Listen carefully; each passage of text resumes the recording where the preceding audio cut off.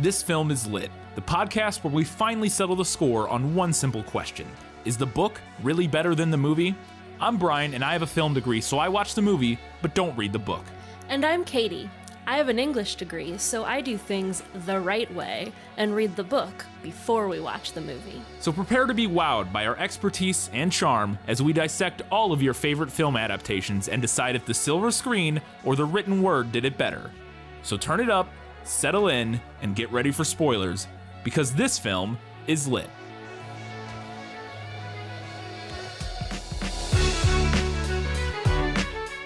He's the sort who can't know anyone intimately, least of all a woman. But I love you. I want you to have your own thoughts and ideas and feelings, even when I hold you in my arms. It's A Room with a View, and this film is lit.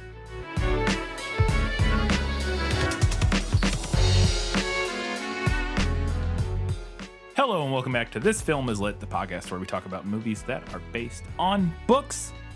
We actually have quite a bit of notes. We have every segment except for Lost in Adaptation. So we're going to get right into it with our summary in Let Me Sum Up. Let me explain. No, there is too much. Let me sum up. If you have not read or watched A Room with a View, first, I gotta say I recommend it. Go watch it. Second, Katie, give them a recap. All right. I cribbed this from Wikipedia. Yeah, that's what I in do. the interests of transparency. I do that every time. In 1907, a young Englishwoman, Lucy Honeychurch, and her spinster cousin and chaperone, Charlotte Bartlett, stay at the Pensione Bertolini while on holiday in Florence. They are disappointed in their room's lack of a view of the Arno as promised. At dinner, they meet other English guests, the Reverend Mr. Beebe, two elderly spinster sisters, the Mrs. Allen, the romance author Eleanor Lavish, and the free-thinking Mr. Emerson and his handsome philosophical son, George. Learning about Charlotte and Lucy's predicament, Mr. Emerson and George offer to exchange rooms, though Charlotte considers the suggestion indelicate. Mr. Beebe mediates, and the switch is made. While touring the Piazza della Signoria the next day, Lucy witnesses a local man being brutally stabbed. She faints, but George Emerson appears and comes to her aid. When Lucy has recovered, the two have a personal discussion before returning to the Pensione. Later, Charlotte, Lucy, and the Emersons join other British tourists for a day trip to the countryside. Charlotte and Eleanor Lavish engage in conversation considered unsuitable for young ladies, so Lucy goes to look for Mr. Beebe. Instead, the Italian driver mistakenly leads her to where George is admiring the view from a hillside. Seeing Lucy, he suddenly embraces and passionately kisses her. Charlotte appears and intervenes. Worried that Lucy's mother will consider her an inadequate chaperone, Charlotte swears Lucy to secrecy and cuts their trip short. Upon returning to England, Lucy becomes engaged to Cecil Vyse, a wealthy and socially prominent man who is snobbish and pretentious. Lucy soon learns that Mr. Emerson is moving into Sir Harry Otway's rental cottage, with George visiting on the weekends. George's presence upends Lucy's life, and her suppressed feelings for him surface. Meanwhile, Lucy's brother Freddie has become friends with George. Freddie invites George to play tennis at Windy Corner, during which Cecil mockingly reads aloud from Miss Lavish's latest novel set in Italy. Lucy recognizes a scene as being identical to her encounter with George. She confronts Charlotte, who admits to telling Miss Lavish. Lucy orders George to leave Windy Corner and never return. He says that Cecil sees her only as a possession and will never love her for herself as he would. Lucy remains unmoved, but soon after ends her engagement to Cecil, saying they are incompatible. To escape the ensuing fallout, she arranges to travel to Greece with the Mrs. Allen. George, unable to be around Lucy, arranges for his father to move to London. When Lucy stops by Mr. Beebe's home to fetch Charlotte, she is confronted by Mr. Emerson, who happens to be there. She finally realizes her true feelings for George. At the end, newlyweds George and Lucy honeymoon in Florence in the same room with a view. There you go. That is a nice summary of the film and the book to some extent, at least I would imagine. Mm-hmm. So we have Guess Who, and we got quite a few of them, so it's time to play Guess Who. Who are you? No one of consequence. I must know. Get used to disappointment. Okay. He was an old man of heavy build with a fair, shaven face and large eyes. There was something childish in those eyes, though it was not the childishness of senility. Okay. So, I have to imagine, I think the childishness in the eyes, being an older man, heavier build, shaved face, all of this applies to a couple people, but the main one, or maybe not a couple people, the one that the most immediately jumped to my mind was that this is Mr. Emerson. This is Mr. Emerson. Yeah. The old Mr. Emerson. Yes, the George's father. Yeah, the childishness in the eyes is what sold it, because he has a very youthful spirit, shall we say. Yeah. For a young man, his face was rugged and, until the shadows fell upon it, hard. And shadowed, it sprang into tenderness. Healthy and muscular, he yet gave her the feeling of grayness, of tragedy that might only find solution in the night. Well, this is clearly George. This is obviously George. Yes, it is George. Yeah. Poor sensitive George. Yeah, very much your emo leading love interest, for sure. She was only a young lady with a quantity of dark hair and a very pretty, pale, undeveloped face. Okay, well, it's interesting. I guess this could be describing, because I don't know what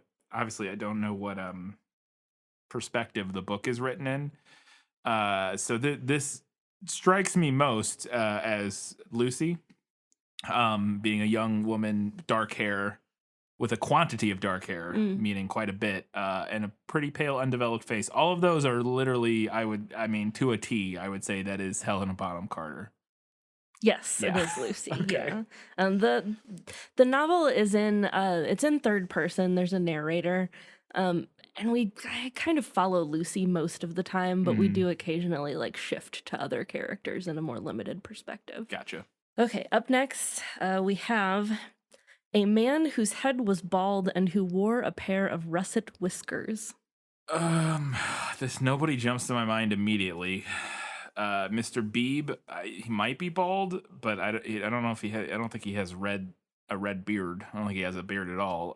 This does not fit Cecil at all. Trying to think of who else this could be. I guess it's not. It wouldn't be her brother. He's too young. He also has lots of hair. A quantity of it, one might say. A quantity. Who else? I'm gonna say this is Mr. Beebe because I just don't have a better guess. Because the only other people I could guess would be maybe the guy who gets stabbed in Italy, or I'm trying to think of other dudes that are important in the story. And we already had Mr. Emerson, George. It's not Cecil, and it could be Mr. Beebe. And the only other person I can think of that's a guy who's important is her brother, and it's not him. So I'm gonna say this is Mr. Beebe. It is Mr. Beebe. Hooray! Trust your gut. It just doesn't really fit him from the film. No, not really. But yeah. All right, last one. He was medieval, like a Gothic statue, tall and refined, with shoulders that seemed braced square by an effort of will, and a head that was tilted a little higher than the usual level of vision. Well educated, well endowed, and not deficient physically. I would have to assume that this would be Cecil. That is Cecil, yeah. Yes. Yeah, and the main one there, because it's a pretty, I would say that's a fairly, sympathetic, or not sympathetic, but, it's flattering. Positive, flattering description. Apart from with shoulders that seem braced square by an effort of will, and the head tilted a little higher than the usual level of vision. Those two things are, the giveaways there. But anyways. I got all of them. You did. They were pretty spot on, in general, other than Mr. Beebe, which I just kind of processed of elimination. The rest of them, I would say, very spot on. So, all right.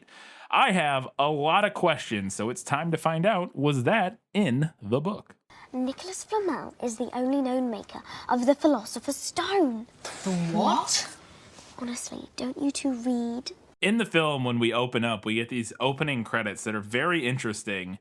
They almost, we get like a location, and then the characters relevant to that location is what it seemed like, or something, and with the character and the actors playing them, those characters. But then also some of the characters get like little brief descriptions of like who they are, where Yeah. it's like it's like Charlotte, and it's like the spinster chaperone of Lucy or something like that. I don't think that's what it is, but something like that, like a few word description, kind of like of how they fit into the story. And I thought that was interesting, and I wanted to know if there was anything. And it's also illustrated in sort of almost like an illuminated manuscript style look in the film. It's probably not the exact right term for what's going on there, but it's kind of vaguely like in that like medieval illuminated manuscript style kind of thing. It reminded me a lot of some of the like the credits you might see in a Monty Python and the Holy Grail or something like that. Anyways, I wanted to know if there was anything that you felt like from the book that they pulled inspiration for those opening credits from. Like if there's anything like that in terms of like giving like weird little character descriptions at the beginning to kind of set the stage, or anything to do with like the illuminated. I mean, obviously, I guess that could depend on the version of the book you have in terms of like the illuminations and stuff. But anyways, if anything you felt like came from the book there. No, there aren't character descriptions. There aren't illustrations, at least in the copy that I have. But I did like that in the film. It reminded me vaguely of like the character list at the front of a Shakespeare play. Yeah, very much. Yeah. I thought it was interesting. I thought it worked well. I'm not usually a fan of opening credits, but I thought in this instance that because it gave you a little more information and was done in an interesting way, I enjoyed it. Yeah. So, yeah, cool.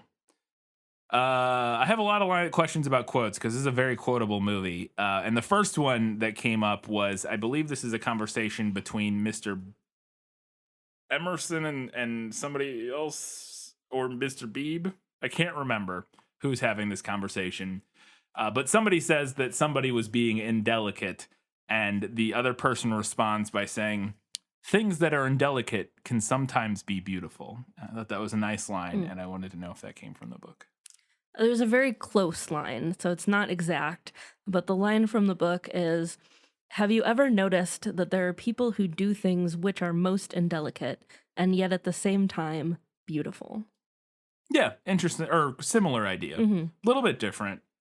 Because it's tying it more specifically to the actions of people. Yes. Whereas the movie quote to me comes across much more as like a more overarching statement. Yeah, it's a little broader. Beauty and the nature of beauty or whatever.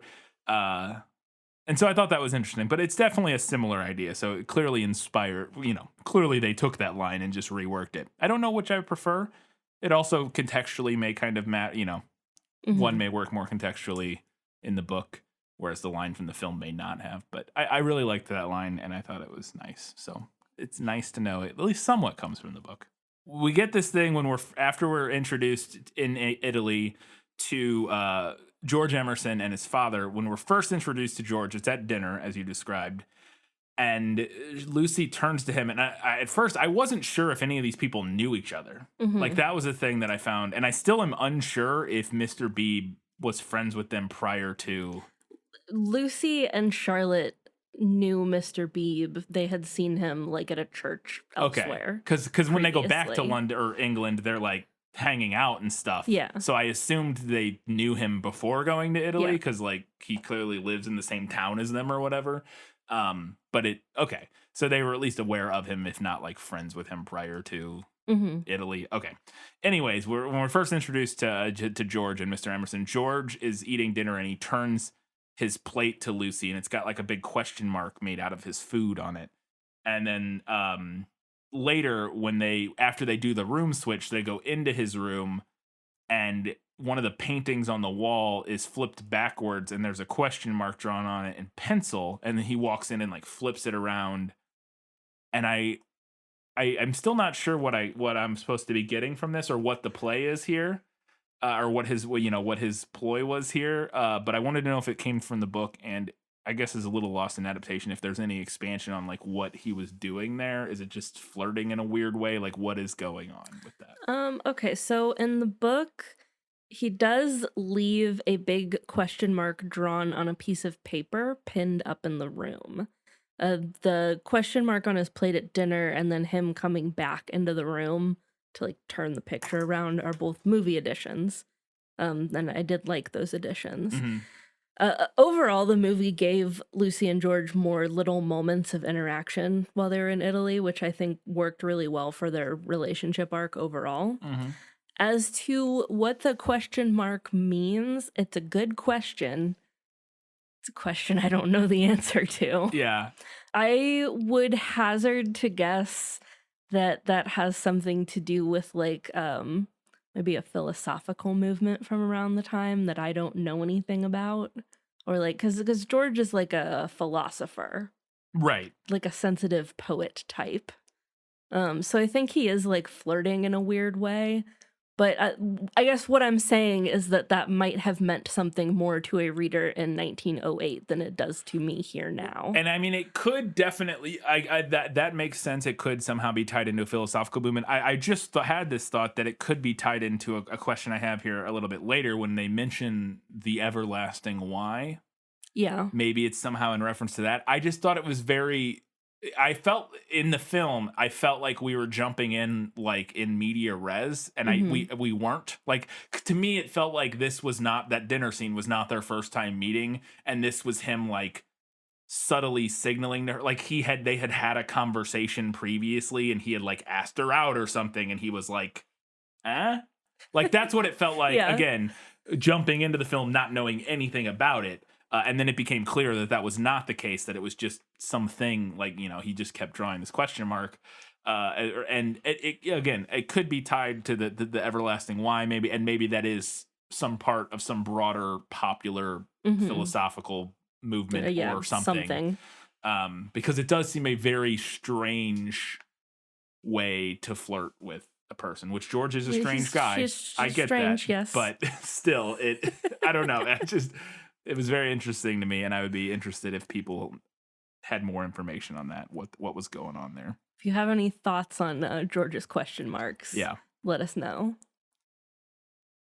There's this scene where I think it's at dinner, they're talking about cornflowers, and then later on, the two older spinsters, the Mrs. Allen, they're talking about cornflowers and how their favorite flowers and blah blah blah, and then later George and Mr. Emerson apparently go collect a bunch, and they bring them back to their room and are like giving them all these cornflowers, and then later on we see one of the Mrs. Allen come into another room, and she has a bunch of them in her hair, all of that I thought was very cute, and I wanted to know if any of that came from the book.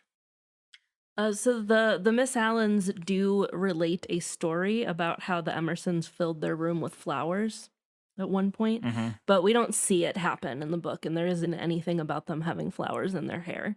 So overall, better in the movie, like you said, very cute. Yeah.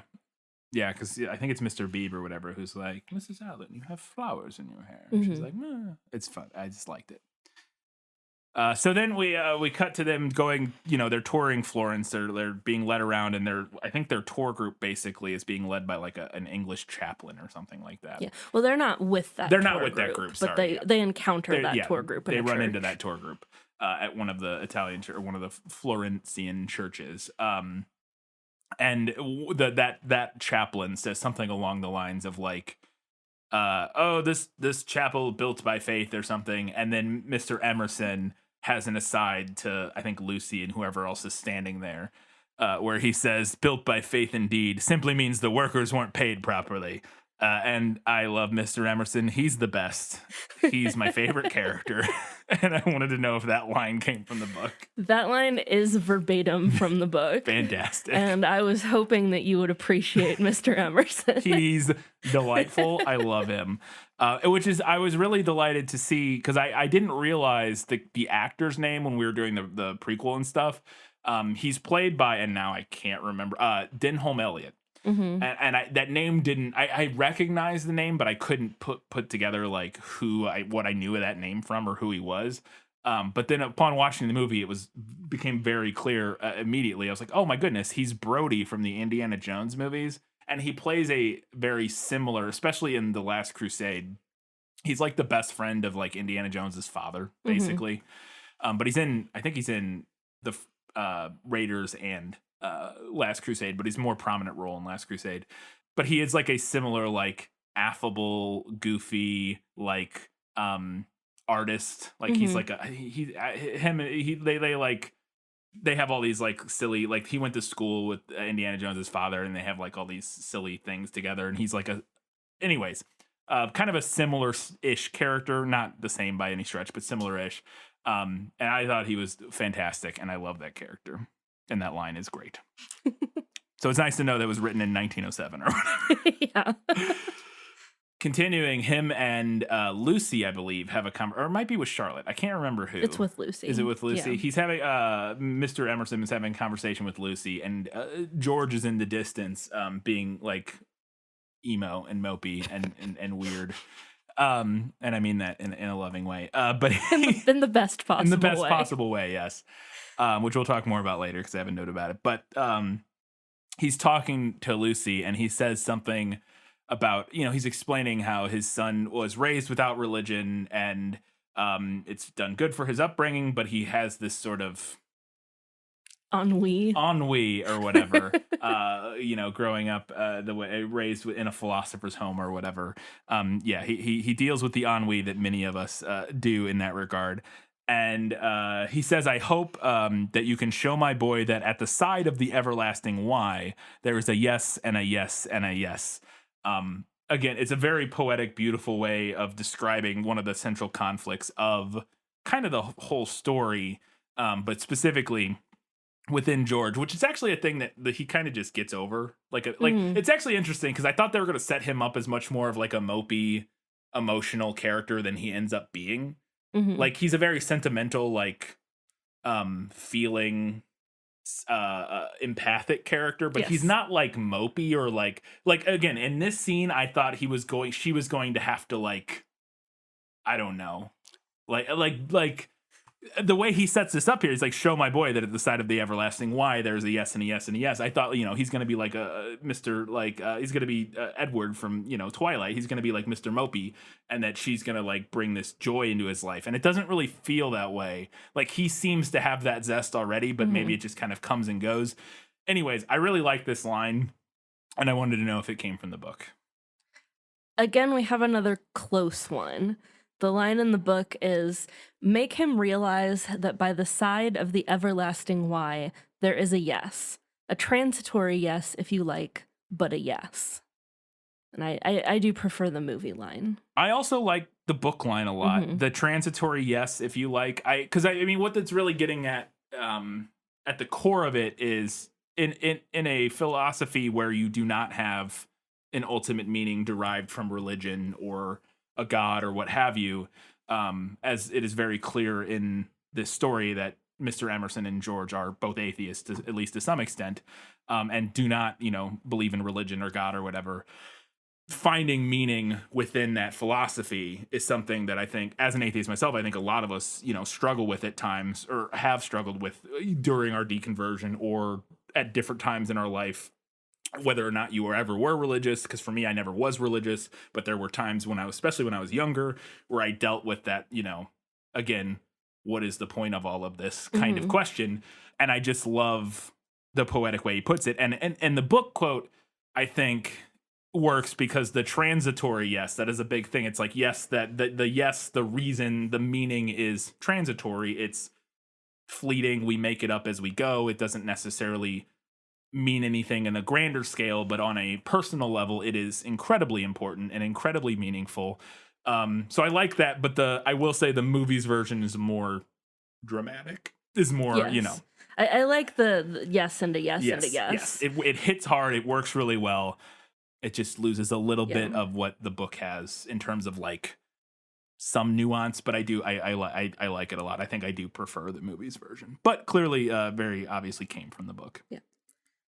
Real quick, I just want to say I'm very pleased because I have a note in my reading notes, page 229. I hope Brian appreciates the atheism in this. Oh yeah, I mean it's one of the reasons I so quickly latched on to Mr. Emerson and to George to some extent.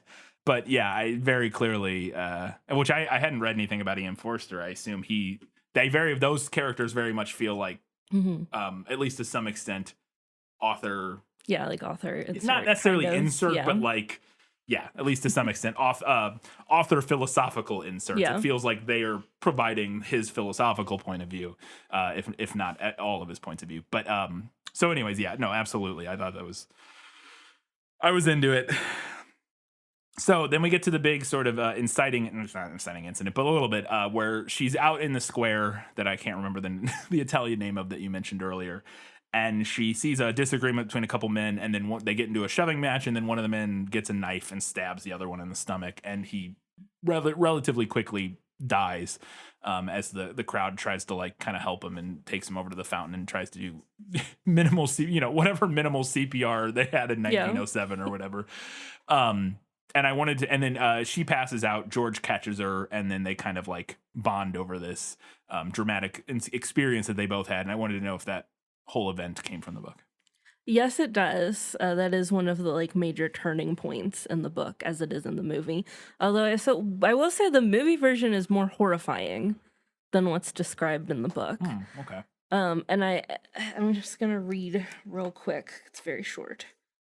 I forgot to find this page.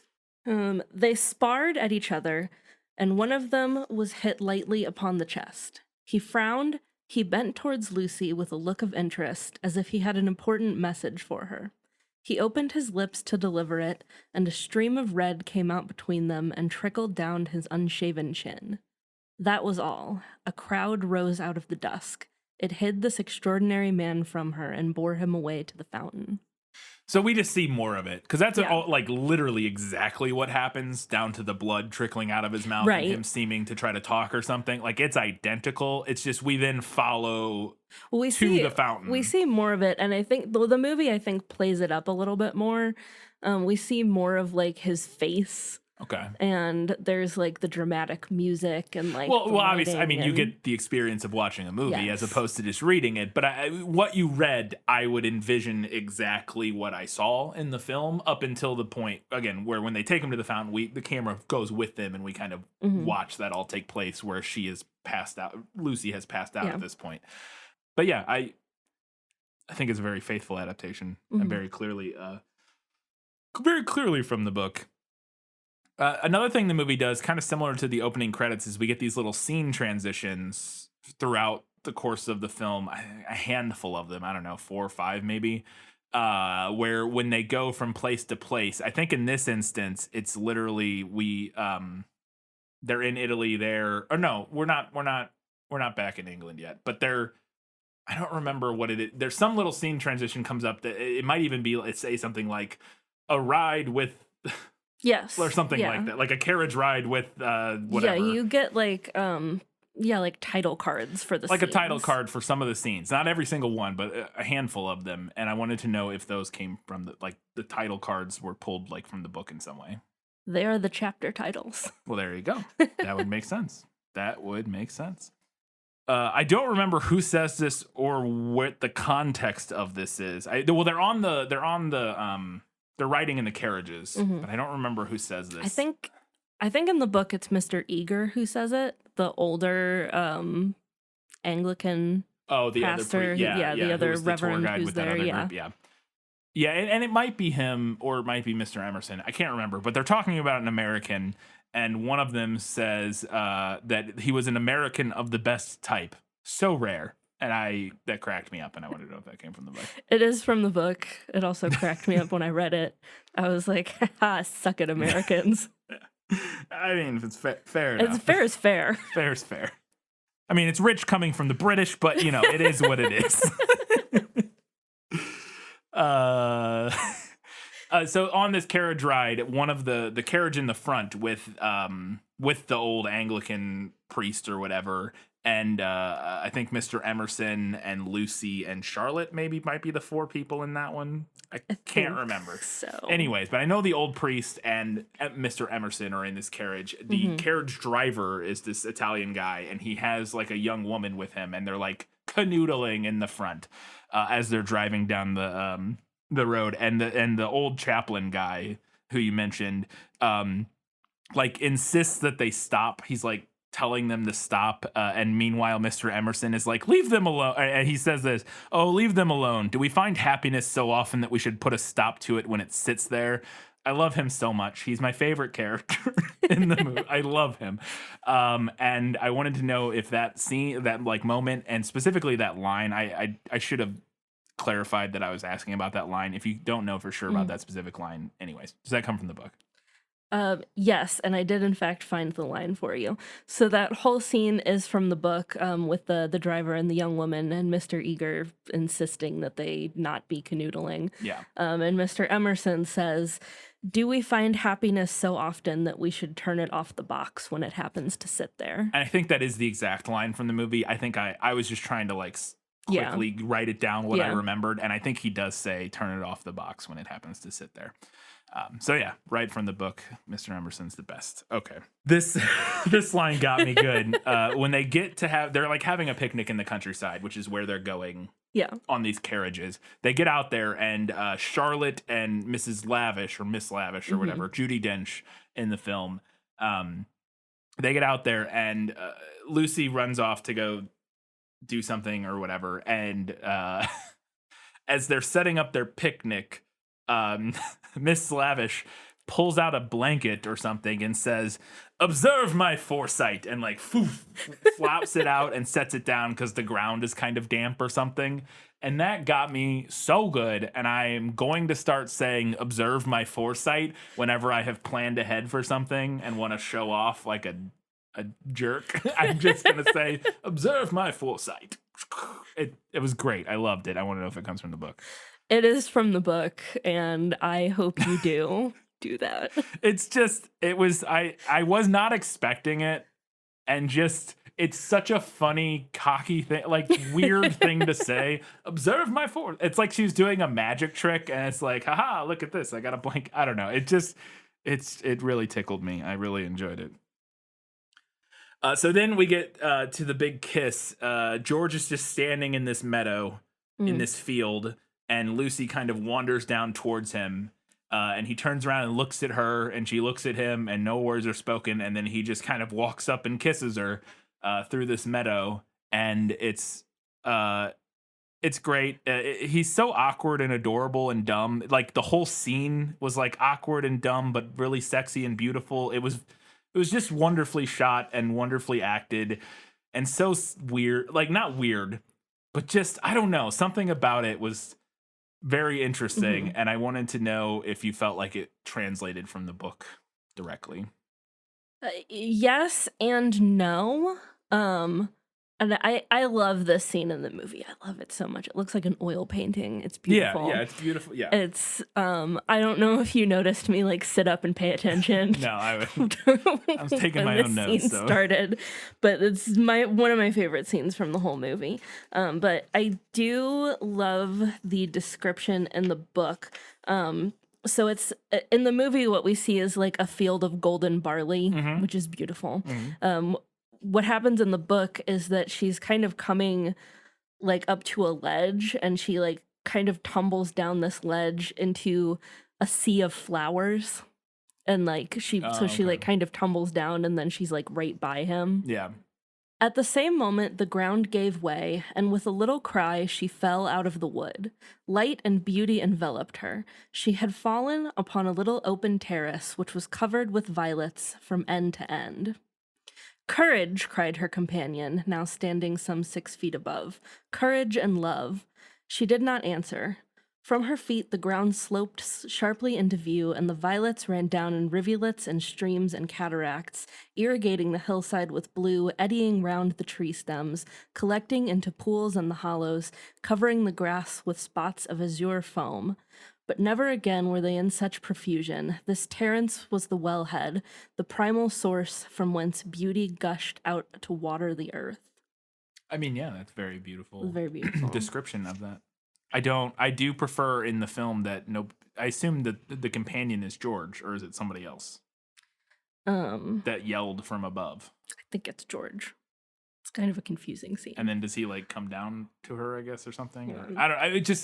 It doesn't really matter, because my point is that I really like in the film that nobody says anything. It just kind of happens in this weird, clumsy, awkward way. I don't know. So picking up right where I stopped off. Standing at its brink like a swimmer who prepares was the good man, but he was not the good man she had expected, and he was alone. George had turned at the sound of her arrival. For a moment he contemplated her as one who had fallen out of heaven. He saw radiant joy in her face. He saw the flowers beat against her dress in waves of blue, the bushes above them closed. He stepped quickly forward and kissed her.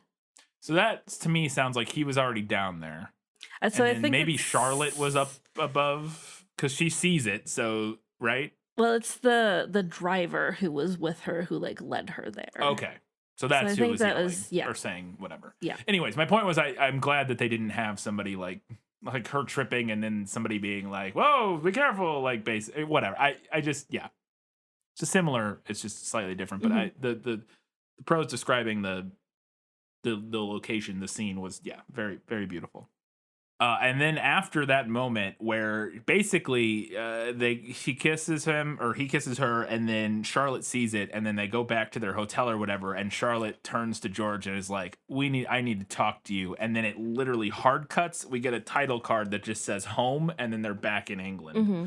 And I wanted to know if we have such an abrupt similar abrupt jump from Italy back to England. Because it was very striking where I was like, I felt like we were going to get more scene there, and then it just cuts and we're just back in England sometime later. And I thought that was interesting.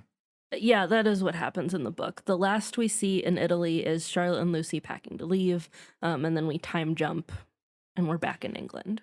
Specifically, does it feel as abrupt as it does in the film? I guess that's the thing I'm specifically asking for, or if that is a movie choice. Because to me, again, Charlotte turns to George and like comes walking towards him and it says, "We need to talk." And it feels like we're going to get more scene of some sort. And then it just cuts and we're back in England. And I thought that was really interesting. Okay, so at the end of the last chapter in Italy, I wish one word with you in the drawing room, Mr. Emerson, please. That's Charlotte. Mm-hmm. Soon their footsteps returned, and Miss Bartlett said, So no. "Good night, Mr. Emerson." Yeah.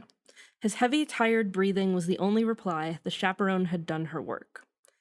Lucy cried aloud, "It isn't true. It can't all be true. I want not to be muddled. I want to grow older quickly." Miss Bartlett tapped on the wall. "Go to bed at once, dear. You need all the rest you can get." In the morning, they left for Rome. So no. And then it Yes. cuts to Right. part 2, England. Right. So So that was it's not as abrupt. not even close. That's what I would expect the film to have done. Mm-hmm. And that's what I was asking. Because what the film does is the line where she says, Mr. Emerson, I need to have a whatever she said. It literally, as soon as she says that, it just cuts title card in England. That is an interesting choice to me. And I think it works really well in its abruptness. That I found a fascinating filmmaking decision because it took me off guard in a way that I was not expecting with the pace of the editing and the way the film had been constructed to that point. Something about that really worked for me. So that's what I wanted to know. It does not come from the book. Yeah, no, I guess not then. I thought you were asking more about the time jump because there is like a time jump. That I was asking about that, but... And that's why I clarified. I'm talking about how abrupt it is, and again, how sort of jarring that transition is without finishing the scene in a way that feels complete. Yeah. Yes. Anyways, okay. Because I did, my question that I wrote was not as explicit of what I was asking there. So I just wanted to clarify. All right. So we're back in England. We are now introduced to Cecil. The new love interest who Lucy has, by the time we meet him in the film, has agreed at least to see, if not marry. I can't. Yeah, we come upon them right as she has accepted his proposal. Yes, and I wanted to know, we're introduced to him very quickly, and I wanted to know if Cecil is as insufferable as the film version. He's constantly like speaking Italian and / French just for no reason other than to show that he can. Just completely obnoxious pretension, but also the thing that I thought was really interesting, and I want to know if it comes from the book, is that he's clearly like kind of well-meaning, and this becomes even more clear as the story goes on, and when we get to the end, and we'll see if it plays out the same way in the book.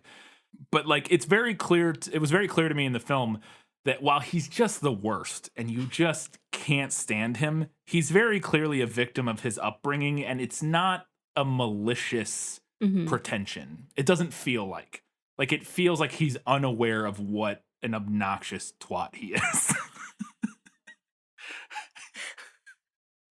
And I wanted to know, I feel like that's the only context you can use that word, like for him, like that's the word, that's the time to use that word. And I wanted to know if that was how you felt about his character in the book. So the movie nails Cecil to a T. He is completely insufferable. He's got smartest man in the room syndrome. Yes. But like, he's not trying to be that way. Absolutely. It's just who he is as a person. Yeah. Which is unfortunate. Yeah. Yes. But yeah, you're right. It's not malicious, even though he does like kind of malicious things. Yeah. But he thinks that he's being like, he thinks he's doling out justice. Kind of is what it is. Yeah. And it's when just, he's malicious. Yeah. And it's just so very clear to me, at least, that he is, it's one of the things I enjoyed about the movie a lot. And it would very much tie into what it seems like Ian Forster's sort of philosophical views are, that he is as much of a victim of his upbringing and circumstances as everybody else is. And the fact that he's just the worst person that you can't just stand to be around is not, again, it's not like he's evil. It's not like he's doing it on purpose or knows that he's being obnoxious. He just is. Yeah, he's pretentious and obnoxious and rude, but he feels incredibly justified in all of that. And it's not, I would say it's not even that he feels justified in it. He doesn't even realize he's being those things, is how it came across in the film to me. Like it's not that he feels justified in being, at least not all the time. I think there are times where that's the case, but I think a lot of times he doesn't even realize that he is being as obnoxious as he is, which I think is true of a lot of people who are obnoxious, obviously. But I don't know. It just, I think it's a little bit of both. Yeah, I think because I think sometimes he's just completely unaware because, like I said, this is just who he is as a person. Right. But then, like, even when he has his rudeness pointed out to him, he's very quick to defend it. Yes. And I have a note about this later that we'll get to when I think in our odds and ends that I want to talk about, comparing him and George, that I want to get to. And I want to get to it here because I don't want to go find the note, honestly. But we'll get to it in a little bit. But I do want to talk about, because I think there's an interesting similarity between those two characters. Yeah. And my point, like, just to further expand, even when he's like defending his bad behavior, it's not defensive like, oh, he knows he was wrong. Right. It's defensive like, no, I'm right. Right. Yes. Yeah. He's the victim of being told that he's right and perfect his whole life because he went to Eton or whatever. And he's just the worst. Yeah, absolutely. By the way, you asked, I don't know if you have it later. You asked me when we started watching this film, and I was saving it for this moment because I figured it out immediately, but I didn't want to spoil it. I wanted to make it. You asked right before his character was introduced, we paused the movie and you turned to me and said, okay, there's a character in a movie we have watched for the podcast in the recent past that I think the actor was modeling their performance off of Daniel Day-Lewis's performance as Cecil in this film. And within about a minute of watching, I had to go look up the character's name because I could not remember. I was like, well, I know who it is, but I don't remember the character's name or anything like that. I assume this is who you're talking about. Maybe I'll be wrong, but you were like, there's a character or an actor or a performance in a movie we watched that I think is modeling it off of this. And I agree 100% because I think that you're talking about the Duke from Moulin Rouge. Yes. Yes. Absolutely. Yeah. I had to go look up because I was like, I don't know his name. And then I remembered he doesn't have a name. Yeah. He's just the Duke. But yes, the Duke from Moulin Rouge. Absolutely. I think very clearly that actor used Daniel Day-Lewis's performance Pulling here some notes. as Cribbing some notes for sure. For sure. So speaking of Cecil, they go for a walk together and they're down by a pond and they're kind of having a discussion. And at the end of it, Cecil basically says, we haven't even kissed yet. And then he says, may I kiss you? And she's like, yeah. And then they share the world's most awkward kiss. It's horrible. It's horrifying. It's awful. Brilliantly acted in how awkward and terrible and secondhand embarrassment. Yes, prepare for secondhand embarrassment if you have not seen this. Yes, it took me back. There was an old popular video. I think it was a promo, or it was from an episode from like a TLC show or something, where it was like people who got married with like an old style marriage where they like courted and like never kissed or anything, and then they kissed for the first time like at their wedding. And there was this very popular like meme of like this couple kissing and it's like that kiss where it's just the most awkward like closed mouth mushing together like clearly. Yeah, it's that. But during that kiss, he like moves his face in a weird way where it like bumps he wears these pince-nez all the time. Yes. Which if you don't know what pince-nez are, they're like eyeglasses, but they're the tiny little spectacles that just like clip on the bridge of your nose. Yeah, they like clip on your nose and they don't have traditional like ear things, whatever those are called. I don't know what those are called. The things that go over your ears on glasses. They got a name, I'm sure, but it doesn't have those. Ear holders. I don't know. It just Morpheus from The Matrix, where his are sunglasses. But yeah, they sit on the bridge of your nose, and it like knocks him off. And I wanted to know if that little detail came from the book, because I almost felt like it could have been like a happy accident in filming the scene, and they were like, perfect, we'll go with it, or a great choice by the actors or the director or whatever. I want to know if it came from the book. It does come from the book. Amazing. Glad to know he wears pince-nez in the book, and I think the best part about that moment in the book is that is when we learn that his character wears pince-nez. That's amazing. Amazing. So kind of getting back to the discussion of Cecil and him not being aware of how terrible and obnoxious he is they're having a conversation, and I don't remember the exact context of it. I think they're talking about George and his dad moving in or something. Yeah, they're talking about because Lucy had been putting plans in motion to have the Miss Allens move into this rental cottage. Yes. And then Cecil kind of undercuts her and helps the Emersons move in. Oh, I didn't catch that. That's fun. Hoist by his own petard. Yeah. Yes. And he does it on purpose because he doesn't like Sir Harry, who's the guy who rents the cottages out. And what does doing this have to do with him not liking? Because he meets the Emersons and he's immediately like, oh, these people are ridiculous. Oh. I'm going to move them into town to mess with people. Okay, I do actually vaguely remember a line or discussion of that now that you mention it from the film. There is something about that, but I just couldn't, like, as a punishment for... Anyways. Yeah, he specifically gets them into the cottage to like mess with Sir Harry because he doesn't like him. But during this conversation, he's talking to Lucy and he says, I think the classes should intermix. I believe in democracy or something like that. He's talking about how because he's a very erudite rich guy, part of the bourgeoisie. Anyways. He's like, the classes should intermix. I believe in democracy. And I love Lucy turns around and goes, no, you don't. And I lost it. I could not.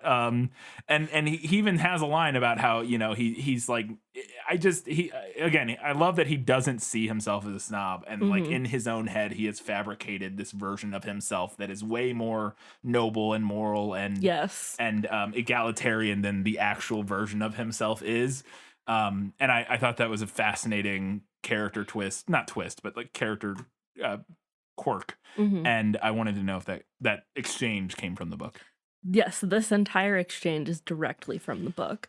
I love it. I also love his line He says it after in the movie, but I think it's before the line about democracy in the book when he's talking about why he has gone to these lengths to move the Emersons into the cottage. He says, anything is fair that punishes a snob. Oh, yeah. And I was like, ooh, are we foreshadowing ourselves here, Absolutely. Cecil? That's a great foreshadow. Absolutely. That's fantastic. I must agree. Anything is fair that punishes a snob. Oh, that's funny. We then get a conversation. I don't remember. Again, I'm having a hard time remembering the exact context of this because most of this is just like in houses or in yard. Like there's not like set pieces that make it easy to remember when conversations happen. I think this is in. They're going to take a bath, right? When George and Freddie and Mr. Beebe are going to the lake to take a bath. To bathe in the pond or whatever. And they're on their way there, and Emerson or Beebe and George are having a conversation together. And they're having a sort of a philosophical conversation. And I don't even remember the context of what Beebe says to lead into this necessarily. But he something about basically Beebe says something about Italy, and he says they're talking about like fate and coincidence. Yes. And Mr. Beebe says that there might be such a thing, but it's far less common than we actually think. It's not a coincidence that you're here. You ended up here because we all love like Italian things and interacted with each other because we were seeking those things out. Yes, and then George responds by saying, "It is fate. I'll call it Italy, though, if it pleases you, Vicar." And he's such a romantic. Yeah. I love it. I would find it obnoxious, but I also love it. Like, it's fun to watch. I think I would roll my eyes at him if he said that to me, but I enjoy it in the context and watching his character. I would try not to roll my eyes at him if he said that to me, because I'd be like, "Well, you're a sweetheart," and then we're like, all right. But it's a nice line, and I wanted to know if that came from the book. It's another one that's very, very close. In the book, George says, "It is fate that I am here, but you can call it Italy if it makes you less unhappy." Okay, I prefer the movie version there for sure. It is fate. I'll call it Italy if it pleases you, Vicar. I think is very good. Also, anytime you can throw the word Vicar in there, I think it's just good. It's a good word. I like saying it. So, big fan. Speaking of the bathing in the pond, I thought this was very interesting. This movie, I wonder what this was rated. I guess it might have came out before. No, it's 85. That was the ratings and stuff. I don't know, because there's a lot of penis. A lot of penis in this scene. Yes. Like a lot of it, just running around. It's not a sexual not context, sexual so that penis. may be how they got away with it. I don't actually know. It's maybe the most unsexual penis I've ever seen in a movie. Very, it's very much not. It's akin to like I think there's a scene in Game of Thrones where we see Hodor who's just like walking around naked or something for some reason. They're just like taking a bath and they're just naked. But anyways, do we get a scene from the book where a bunch of naked dudes are just broing out in the pond, wrestling, chasing each other around, having a good old bro time? Want to know if that came from the book? Yes, it does. And then does Lucy stumble upon them and see? They run out. They run out into the road, and Lucy and Mrs. Honeychurch and Cecil are all out in the road. And yes, that does happen in the book. Fantastic. What a scene. Everyone gets an eyefall. What a scene. And then something happens that I was not expecting. I think it's a scene later. They're at home, and Lucy is having a conversation with her mother about Cecil and about her relationship with him. And it becomes very clear that Lucy's mom does not like Cecil. Mm. And I was not expecting that because, yeah, it's kind of subverts your expectations. It absolutely subverts what you would expect here, because you would think that her mom would be like, well, yes, he's rich. He's, we're gentry. He's gentry or whatever. This is what you do. You marry the rich, wealthy, educated guy. But she does not like him. She finds him obnoxious as well and thinks he's not a good match for her. And she's pushing forward regardless of her mom making it clear that she thinks this is not a good match. And I really like that. I thought that was interesting. I want to know if it was in the book. Yeah, it is. When they get engaged, her mom is initially pleased because Cecil is rich, and that means that he can provide well for Lucy. But then almost immediately she's like, oh, wait. he's an the worst. asshat. He's the worst. He's the worst. Yeah. Yeah, that's yeah. Like I said, I was not expecting that, and I really enjoyed it, and especially particularly interesting. This Ian Forster guy, it's a man ahead of his time, huh? I mean, it's 1907. It wasn't like the 1400s, but still, We then get a scene where they all come together to play tennis, and after they play tennis, Cecil's there, George is there, her brother, and Lucy. They're all playing tennis together. And after they play tennis, I believe Cecil is reading, or somebody's reading Miss Lavish's latest book. And they realize, that we met her in Italy or whatever. And then Cecil starts reading one of the scenes, and he's like making fun of it and how ridiculous it is or whatever, and how like, overwrought it is or whatever. And he starts reading it, and he reads out the scene that is literally like a word for word description of when George kissed Lucy in Italy. And they both Lucy becomes very abashed, and she's like, blows up to some extent. And then she becomes very upset with Charlotte, obviously, because she knows the only person who could have known about that and told Miss Lavish was Charlotte, and they swore not to tell anybody, so clearly Charlotte broke that promise. Does that all happen in the book? Because I thought that was a fun scene. Yes, all of that is from the book, and that is the impetus that causes Lucy to send away both George and Cecil. Yeah, because she gets mad at George. Like, they kiss real quick, but then she's like, you got to get out of here. And then she also then realizes her feelings and that she can't marry Cecil and kicks him out. A marvelous decision. Yes. And at this point, after this scene, and with how much I had laughed throughout the course of the film, which I was not expecting, I was like, this is just a romantic comedy. This movie, like, it's not labeled that, like, on IMDb or anywhere. It's just labeled, like, a romance or whatever.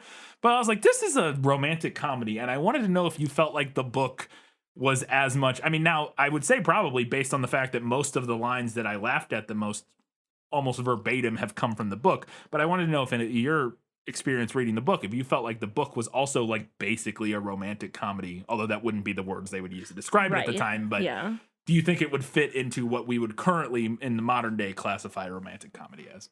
I mean, Forster he's basically making fun of the British insistence and hang-ups on always being proper, and that lends itself really well to the modern concept of a romantic comedy. Yeah.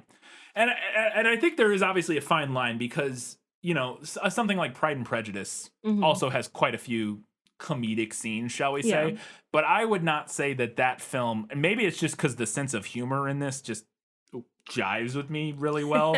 But like, I don't think I would necessarily call Pride and Prejudice a romantic comedy. I would be more apt to call the book a romantic comedy than I would the film version that we watched for this. Yeah, the 2003 one or 2005, whatever. 6, whatever. Yeah.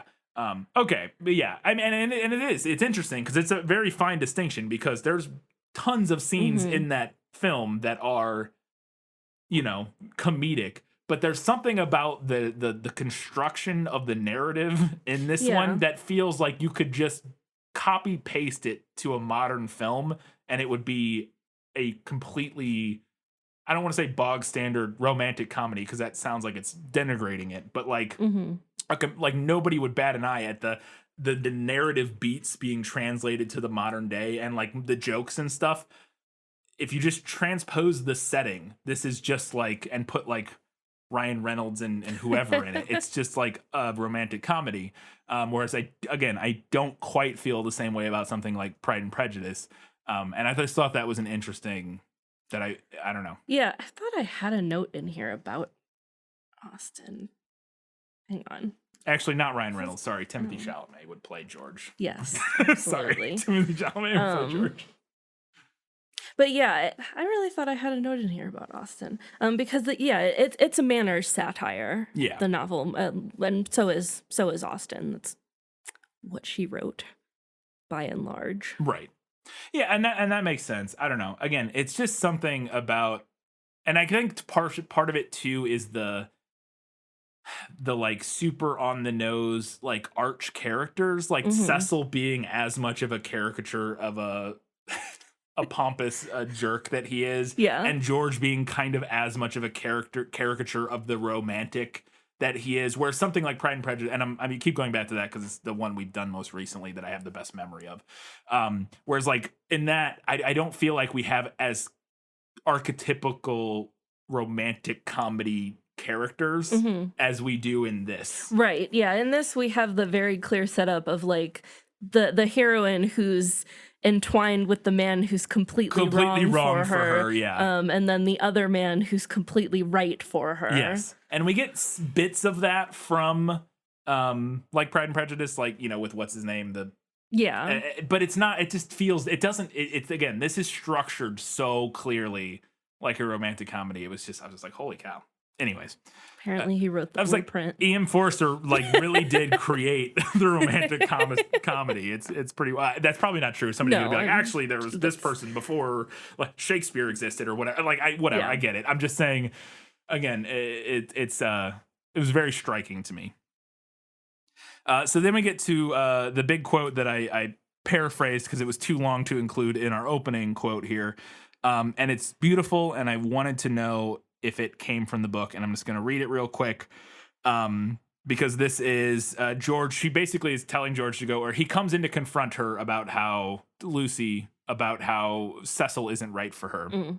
And George says to her, he's the sort who can't know anyone intimately, least of all a woman. He doesn't know what a woman is. He wants you for a possession, something to look at, like a painting or an ivory box, something to own and to display. He doesn't want you to be real and to think and to live. He doesn't love you, but I love you. I want you to have your own thoughts and ideas and feelings, even when I hold you in my arms. Great speech, George. Well done. Kudos. Is that from the book? Oh, I love that quote. It is. The movie makes quite a few cuts and some changes that I think elevate it. Okay. But I'm going to read from the book. Okay. Okay, so we're starting with a line of dialogue from George. Have you ever talked to Vyse without feeling tired? I can scarcely discuss, no, but have you ever? He is the sort who are all right so long as they keep to things, books, pictures, but kill when they come to people. That's why I'll speak out through all this muddle even now. It's shocking enough to lose you in any case, but generally a man must deny himself joy, and I would have held back if your Cecil had been a different person. I would never have let myself go. But when I first saw him in the National Gallery, when he winced because my father mispronounced the names of great painters, then he brings us here, and we find it is to play some silly trick on a kind neighbor. That is this man all over, playing tricks on people on the most sacred form of life that he can find. Next, I meet you together and find him protecting and teaching you and your mother to be shocked, when it was for you to settle whether you were shocked or no. Cecil all over again. He daren't let a woman decide. He's the type who's kept Europe back for 1,000 years. Every moment of his life, he's forming you, telling you what's charming or amusing or ladylike, telling you what a man thinks womanly, and you of all women, listen to his voice instead of your own. So it was at the rectory when I met you both again, so it has been this whole afternoon. Therefore, not therefore I kissed you, because the book made me do that, and I wish to goodness I had more self-control. I'm not ashamed, I don't apologize, but it has frightened you, and you may not have noticed that I love you. Or would you have told me to go, and dealt with a tremendous thing so lightly? But therefore, I settled to fight him. Lucy thought of a very good remark. You say Mr. Vyse wants me to listen to him, Mr. Emerson. Pardon me for suggesting that you have caught the habit. And he took the shoddy reproof and touched it into immortality. He said, Yes, I have, and sank down as if suddenly weary. I'm the same kind of brute at bottom. This desire to govern a woman, it lies very deep, and men and women must fight it together before they shall enter the garden. But I do love you, surely in a better way than he does. He thought. Yes, really in a better way. I want you to have your own thoughts even when I hold you in my arms. So actually, almost none of the dialogue come other than the last line, at least from what I could tell here. The first half of it is taken from something he says and expanded on. Because he does say he's the sort who are all right so long as they can keep to things, books, pictures, but they kill when it comes to people. So he's the sort who can't know anyone intimately, Right. least of all a woman. He I mean, doesn't know what a woman is. Yes, very. None of those words are in. When you say subtly changed and made cuts, I assumed like this was going to be spread out throughout that, and it really isn't. Other than the final part, but I love you, and I want to have your own thoughts and ideas and feelings, even when I hold you in your arms. Like that part is in the book. The rest of this, they got the gist of it, the feel of it, and then but this is wholly the creation of the screenwriters, I would argue. Like the words he says are essentially okay, and that's what I was asking when I read the quote. I was wondering, are these words, because so many other of the quotes have been essentially verbatim from the book. You know what I mean? Like, right. My point is that I can see where the screenwriters took what he said in the book and said, okay, here's what we do to expand and improve this. Is my point. Yes, absolutely. I interpreted what you were saying as that the movie basically just edited down what he said, or like what was in the book, whereas that is not the case. It is more of a taking the feel of it and doing their own thing with it, and then keeping like the end of it, basically. I think we're just talking about different things, but I just interpreted what you said initially differently than I think what you meant, obviously.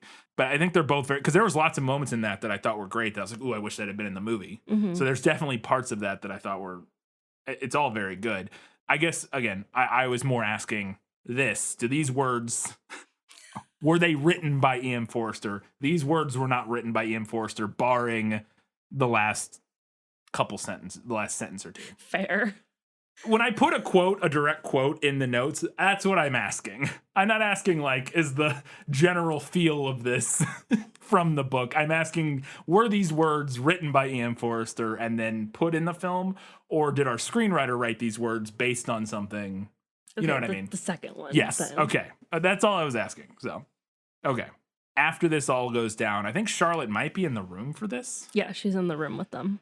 And after this all goes down, George has now left. She tells George he has to leave or whatever. He kind of storms out. And then as Lucy is going to leave, she's very upset. Charlotte is like apologizing for telling Miss Lavish or whatever. And she says to Lucy as Lucy is leaving, I shall never forgive myself. And Lucy responds by saying, you always say that, Charlotte, but you always do forgive yourself. And woo! Got me good. And I wanted to know if that came from the book. You know, I looked and looked because I thought I remembered something similar to this, but I could not find this line. So we're going to call it a brilliant movie edition. Okay. It's got me so good. Ugh. So then I mentioned this earlier about how Cecil is doesn't, as obnoxious and as terrible as he is a victim of his own upbringing, and he isn't like an evil person per se. And this is another big moment of that, is that at the end when she breaks off the engagement, he actually in the film takes it pretty well. Yeah. He just accepts it, lets her go, and she even says, thank you for taking this so well. He puts his shoes on and moves on with his life. And again, it reinforces the fact that he's not a complete asshole. He's just a bit of an unself-aware buffoon. And I wanted to know if his reaction to her breaking off the engagement was the same in the book, because I really enjoyed that. Again, it's a bit of a subversion of what you would expect his character to do in that moment. Again, being the big obnoxious jerk that he is, you expect him to snap and be like, how dare you? You can't leave me, and like try to hit her or like something. You just expect him to like not be able to take that and to react horribly to it. And he doesn't. He reacts literally as good as you could expect somebody to react to that. And I thought that was really interesting choice for his character. Again, reinforcing our assessment of his character. And yeah, does it come from the book? It does. If there is one thing that I'll give Cecil, he takes his dumping like an absolute champ. And not just that he reacts well to it, but that he like hears what she has to say and then is like, "Oh my God, I didn't realize I was being that way. Yeah, I've yeah. never thought about myself Yeah. like that." He like, yeah, And you know what? he has a reckoning. I would read a story where Cecil gets like a Mr. Darcy-esque character arc and becomes a great guy. That'd be great. That'd be Daniel Day-Lewis should come out of retirement and do that as like older Cecil. Yes. Like, Cecil in his 60s or whatever, who finally has learned to be a good guy. That'd be great. Be delightful. We get this. There's a little moment. I just want to know if it comes from the book because I thought it was adorable. Where it's the Lucy's younger sister, and they're all. No, it's is it not Lucy's younger sister? this is not explained in the movie because it's not important. Okay. It's Mr. Beebe's niece who's staying with them because there's been like some kind of illness outbreak. Okay. I thought I it forget was like what her the younger illness sister or was. something. Okay. Again, the conceit with which she is there is not super important, but No. that's who that character Anyways, is. so there's this young girl who she's at their house, and this is after the breakup and everything, and Beebe is there and with her, and they're kind of chit-chatting, and the little girl turns to him and says, "Everyone's so horrid today. Let's go out to tea." And I was like, this little girl's got it all figured out already. She's like, the vibes are off. Let's go have tea. And I was just I thought that was a delightful little scene. And I wanted to know if that came from the book. Not that exact line. She does complain. She says, like, this house is not at all what it was yesterday, or something like that. And then they do go out to tea, but she does not say that exact line. Final question. I want to know if at the end, and I had a hard time interpreting exactly what was going on in the film here, but because I thought they were going to the shops in the carriage, and then she walks into a house, and I was anyways, doesn't really matter because it all works out, and I just was a little confused at what exactly was transpiring, but again, I was able to sort it out by the end, at least what mattered of it. But she walks in, and in this house, I guess she's meeting I don't know who I did not understand what was going They're on. They're at the rectory where Mr. Beebe lives. Okay. And she's there they're picking up Charlotte. So Lucy goes in to find Charlotte. Okay. I thought she said, like, I swear when they were going that Lucy's mom says, "Take us to the shops," or something like that, to the carriage driver. And then I thought they were stopping at like the general, because you see a sign that was like the general store or something, and then it cuts from that to Lucy walking into this living room, and I was just very confused at where we were. Again, it didn't really matter. I was like, what is going on? Anyways, she walks in, and Mr. Emerson is there with Charlotte, and Charlotte leaves, and Mr. Emerson is able to talk to Lucy and basically make a plea for his son, essentially, kind of. And basically what I got out of this, assuming I interpreted it correctly, which I'm not sure that I did, is that Charlotte kind of makes amends here by helping play matchmaker by getting Lucy to talk to Mr. Emerson, who is then able to push them together, basically. Yeah. And I wanted to know if that is what happens in the book, if Charlotte does kind of makes that happen. Yeah, it's implied that that's what she did in the book, but the movie makes it way more obvious. So in the book, we don't see Charlotte talk to Mr. Emerson, which we do in the movie. And then much of what he says to Charlotte in the movie, he actually says to Lucy in the book. And then, like, much later on, when she's with George, we find out that Charlotte was actually there at the house and just didn't stop Lucy from going in to see and talk to Mr. Emerson. And I prefer the movie's version. You say here much of what he says to Charlotte in the movie, he says to Lucy in the book. Yes. He says most of that stuff to Lucy, doesn't he? But he has a conversation with Charlotte first. He did. Okay. But I thought it was only a few words before Lucy walked in. I mean, I could just be misremembering. He says a little bit to her, at least, because I remember specifically how, like, the lines are similar. Okay. But we don't see him talk to Charlotte in the book, so he says it to Lucy. Okay, I got you. Yeah. Okay, fair enough. All right, cool. those are all of my questions.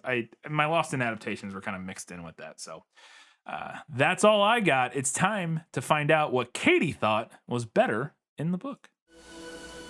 You like to read? Oh, yes. I love to read. What do you like to read? Everything. So Mr. Beebe has a line early on when they're in Italy while Lucy is playing the piano. 'Cause Lucy's a great piano player. Yes. And we both kind of paused and we're like, oh, it's a little creepy. I read this one note and I have so much to talk about with this. So go ahead. Yeah, sorry. He says to Lucy after she plays the piano, if Miss Honeychurch ever takes to live as she plays, it will be very exciting. And that line is from the book. Okay. But it's something that Mr. Beebe just thinks to himself. Right. And now I understand that we wanted to work that line in. It's a good line. But we would have had to give him an inner monologue Right, or a which we voiceover, weren't and doing, we don't yeah. want to do that. But also having him say it directly to her was kind of creepy. But then I'm not sure if that would be more or less creepy than having him say it to somebody else. But then again, he's also a little bit of a creep, so maybe it works. Okay, so by the end of the film, didn't come across as a creep to me at all. Mm-hmm. In this first scene, I didn't know who he was. Mm-hmm. I didn't know the relationship. I didn't know if he was trying. Because to me, in the film, when that line came across, we both turned and I said, well, that's a good line. Seems kind of skeevy coming from him, but that's a good pickup line. But I think because in the context of the film at that point, I didn't know who he was or what his aims were. I didn't know if he was trying to court her or what. I didn't know what was going on. I didn't know who he was. I think if I rewatched it, that line may not come across as weird to me, knowing who he is now. You know what I mean? And I think it was just a matter of in that moment, I thought he was trying to hit on her. And I don't think, because when you read that line, coming from him as the character I know him, or at least that he seems to be from the rest of the film, I can see reading that line and him saying it to her as being totally normal and being I don't even know the way to put it, but as not remotely creepy or weird, or he's just kind of remarking on how she plays piano with such vivacity or whatever, that if she were to live life the same way, she would be whatever he says. I can't even remember now. It will be very exciting. And again, you can interpret that in a weird kind of sexual, creepy way, but I don't, again, and that was how I took it initially. But knowing his character now, it doesn't read that way to me at all. I see it as him just being kind of gently trying to coax her outside of her comfort zone in terms of pursuing life or whatever. You know what I mean? Yeah, and maybe creep to describe him is too strong of a word. He's minorly off-putting to me, not so much in the movie, but in the book. There's something that was cut later on that I'll talk about better in the movie. And that's fair. And if there's something, I'm just talking about in the film, he seems like a perfectly affable, nice guy, Yeah. the local reverend or whatever, who's but and somewhat philosophical. He seems, again, as it goes on, he seems not a typical like the old Anglican guy we see at the beginning, who's obnoxious and whatever. He doesn't seem, he seems like a more progressive, kind of cool chaplain or whatever, reverend or whatever. I don't know. And so, that line, through the lens of seeing his whole character in the film, I interpreted very differently. But in the moment, I was it's interesting though. And so, I don't know. I could see it being in his head. I don't know if that helps it in the book, in my mind, him thinking that to himself. If I didn't know, if in the film we had gotten a voiceover and he had thought that to himself, I think that might have been creepier to me than him saying it to her. I don't know. Anyways, sorry. Go on. A little thing that we find out in the book is that in Miss Lavish's novel, she has named her main character after herself. That tracks. Yes, it does.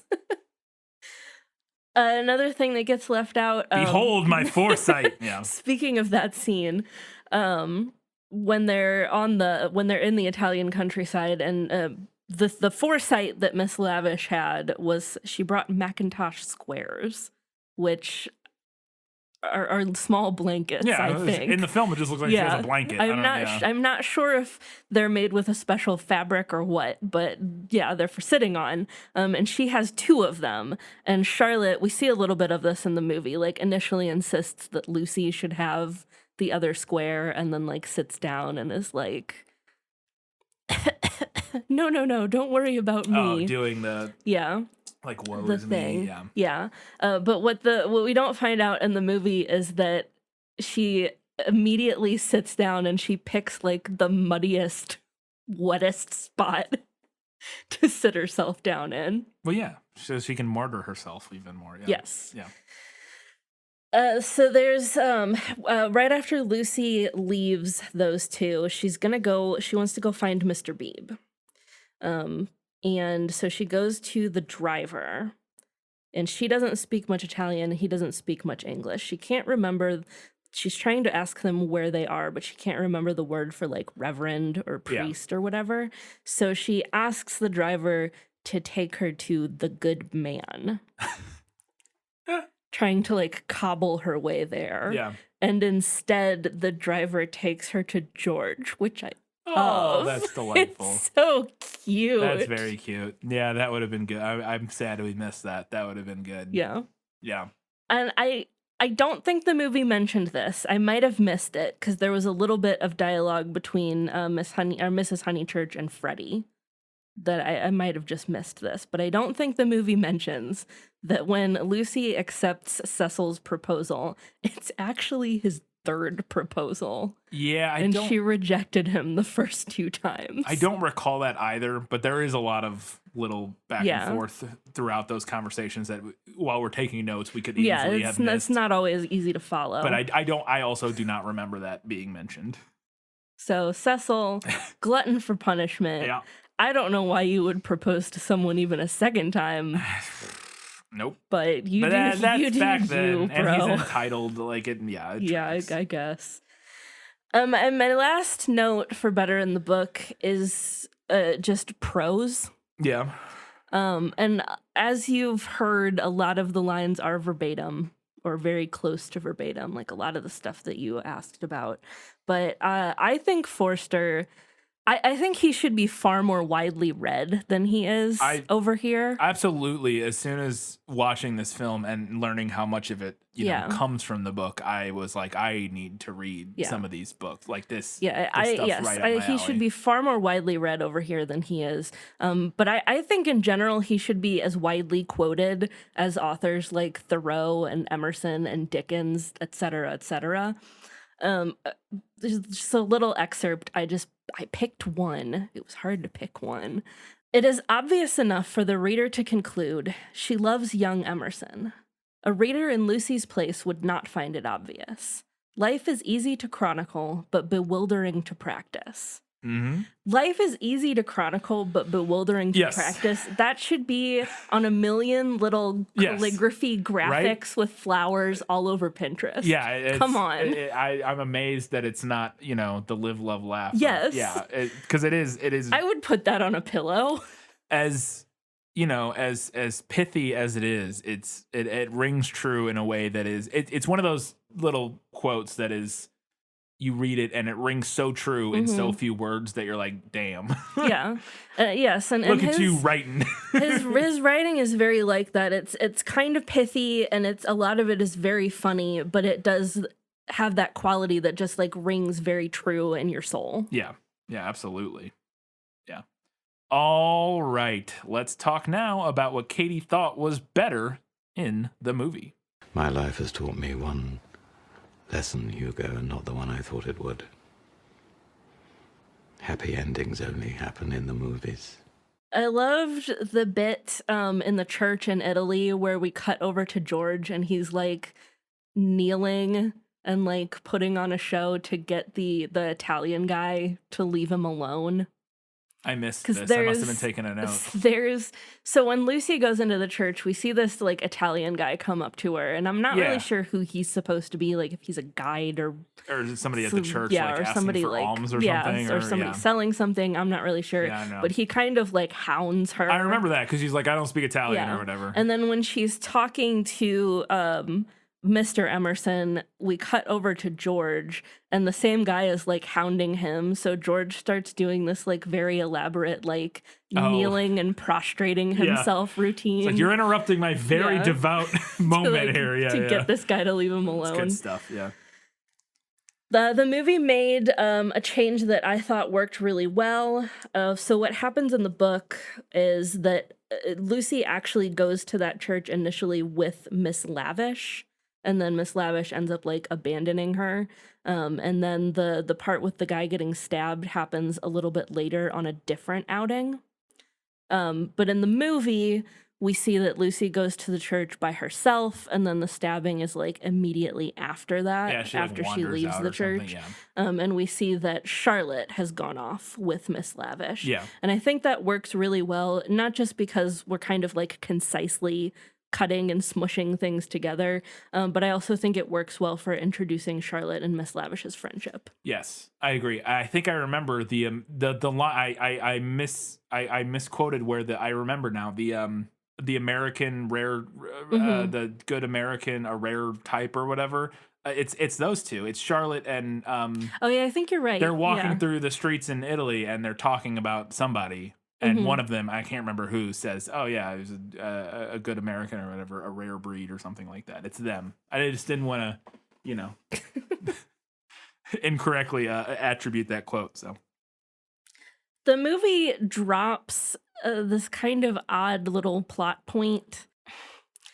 Mr. Eager, the other reverend in Italy, the very like the old one, older Anglican guy, very stick up his butt guy, says he doesn't like Mr. Emerson, and he tells Lucy at one point that Mr. Emerson murdered his wife in the sight of God. And far too little is made of that accusation on the whole. And then later on, at the very end, when she's talking to Mr. Emerson, we find out what happened was that they had raised George without religion. They didn't get him baptized, and then he got sick, and Mrs. Emerson was like consumed with guilt that her son was going to die without having been baptized.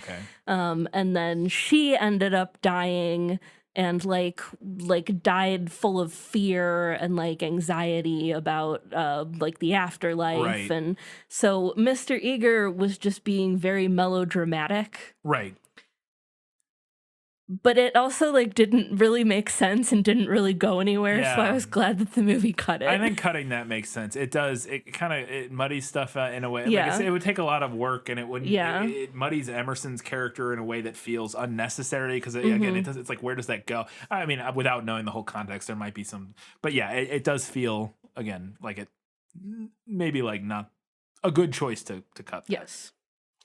I really loved George doing his creed in the Italian countryside. Climbing He's that just tree. climbing a tree and just screaming, beauty, truth, very Dead joy. Poets Society moment. Yes. And then falling out of the tree. Yeah, it's great. It's delightful. I liked that we saw Charlotte more forcefully separate Lucy and George before they leave Florence. So in the book, Lucy just thinks about going out to talk to George, but then she hears Charlotte start to talk to him, and she's like, "Oh, no, never mind." Yeah. Whereas in the movie, we actually see her come out of the room and like see her face when she sees him, and then Charlotte's like, "Get back inside." Get out of here. Yeah. So I preferred the movie's version of that. Okay. I really loved the little scene where Charlotte was riding in the cab with George on his bicycle behind them. Like, what? I don't remember this. When she gets off the train, she's coming to visit the Honeychurches, and she gets off the train and she's gotten off at the wrong stop. So she has to take a little, like, a cab to their house. And then she meets George in the train station, and he's got his bike. Yes. And then she's sitting on the back of his cab, and he's just like tootly dooting along on the bike behind them, and she's very uncomfortable the entire time. Yeah. Yeah. Okay, I do remember that now. Yeah. It's a very small scene, but it's very funny. Yeah. I loved the cut went to Cecil frantically waving away a bug. Yes, or he's outside. He's like, Yeah. his arms going crazy. And Yeah, like spilling his tea. yeah, that's good. Very good comedic moment. Mm-hmm. I gotta say, Daniel Day-Lewis should have done more comedy. I don't know Yes. why. Like, he really leaned into like the brooding, Daniel Day-Lewis characters, and I feel like we really missed out on Daniel Day-Lewis, the comedian. I don't know. So at the very end, when Lucy is planning to go to Greece with the Miss Allens, they go to meet them, and they don't tell them that the engagement has been broken off because that would be embarrassing and improper. And the Miss Allens, so they're talking all about like Cecil and the wedding and blah, Yes. blah, blah. Yeah. And then after Lucy and Mrs. Honeychurch leave, one of them is like, she just doesn't look She's like, something happened. They must have, because she doesn't Something look like a happened. bride. She doesn't look like a bride to be. And the Yeah. other one, because they're spinsters, Yes. the other sister's like, how should a bride to be look according to your great wisdom and experience? Just classic sister roast. Right. Just getting them. Yeah. Yeah. If my sister and I were old spinsters, I would say things like that to her. Okay, so the thing about Mr. Beebe. Mr. Beebe, totally fine character most of the way through the book. And then at the end, his character did an about face for me. I was like, this is weird. I'm not sure what we're trying to say here, E.M. Forster, but this is weird. So when he first hears that Lucy has broken off the engagement to Cecil, he's pleased, partly because he doesn't think they're good for each other. Right. As no one does. Right. But also partly because he believes so strongly in celibacy that he's pleased to hear that they've broken off their marriage, because it means that now they're both going to be celibate longer. Okay. And then when she marries George, he's mad about that. Right. I think that you could definitely, I think there's a couple ways to read that. I think the way that comes to mind most to me is that, without having read it, obviously, is obviously throughout this, we get fairly pointed critiques of religion by some of our protagonists, shall we say, with Mr. Emerson and George, and others to some extent. And I wonder if that is even though overall we kind of like Mr. Beebe, that could be like, because we have the Reverend, I'm using whatever he is, the Anglican guy from the beginning. We have him as sort of an example of like the worst aspect of, or at least to some extent. Yeah, at least some of the worst aspects. Some of the worst aspects of like organized religion or whatever. And then we have Mr. Beebe as like more of a, again, slightly more progressive, seemingly, at least in the film, he's a very palatable, congenial guy who again, very personable, seems to really care about people, and it doesn't seem like he takes the whole religion thing as seriously as this other guy. But I think you could make the argument that what E.M. Forster's doing there is saying, but even still, even in this more congenial, progressive, likable version of Christianity, there is still this, at its core, there's this kernel of a thing that is, not, it's not good. Like it's like, even in this character that we overall like, he still has these somewhere in there, he has these views that are, very much influenced or directly a result of his Christianity, that when we look at it go, we don't like that. Why do you yeah. And I think also it's also a layer to it of sort of reflection on Mr. B being jealous to some extent. I think you could read it as yeah. he sees this and he goes, how, he's like upset that she's not going to be celibate. They're not going to be celibate anymore. And then happy when they call off the wedding because, oh, she'll remain celibate and that's good. That's what I do. That's what the godly people do. Yeah. And there's like a jealousy buried deep down in there somewhere where he doesn't want her, his friend or whatever, to have sex because he can't or doesn't want to or whatever. And is, I don't know. I think there's some layers to it that I think are interesting. And I think it all kind of peels back to a and critique of and definite religion. And there's definite critique of both religion and just like the societal preoccupation with what other people are doing on their private time. Right. Yeah, exactly. Throughout the novel, which is often a result of, yes, or at least in the specific regard to like sexuality and stuff, is often influenced by religion. Yes, not always, but there are plenty of places it comes from, and it can manifest completely secularly. But I think it sounds to me, again, from Mr. Emerson as a character being the character he is, and so clearly being a voice of the author, it feels like, and him being as pointed of a critic of religion as he is, I feel like we're definitely getting E.M. Forster's opinions there. And so I think that's what it would feel like to me. Yeah. Is even this character that you like, that is, a religious character that is not as obnoxious as these other religious characters in this book, still at its core, there is something there potentially that. Yeah. Well, it was effective for me. The whole book, I was like, Mr. Beebe, fine. Yeah. Fine. Got to that part and I was like, bleh. Yeah. Yeah. I don't know. Yeah. I think it's really interesting. I think there could be a lot more to discuss with that. But anyways. All right. It's time to find out what Katie thought the movie nailed. As I expected, practically perfect in every way. Well, the movie nailed a lot of things. This is a very faithful adaptation. On the whole. It sounded like it. I'm just gonna, as per usual, run through my non-exhaustive list of things that I noted while we were watching the film.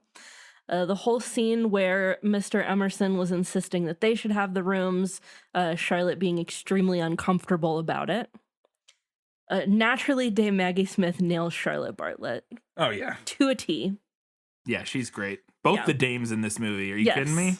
You get Yes. two of them. This is a hell of a cast in this film. Is Daniel Day-Lewis knighted, or he's American? I think is he American? I don't know. Let me look. Anyways, continue. Sorry. I love Lucy's line in the church to Mr. Emerson. She's like, I'm thoroughly happy and having a splendid time, with the most like frowny face you can possibly imagine. Yeah.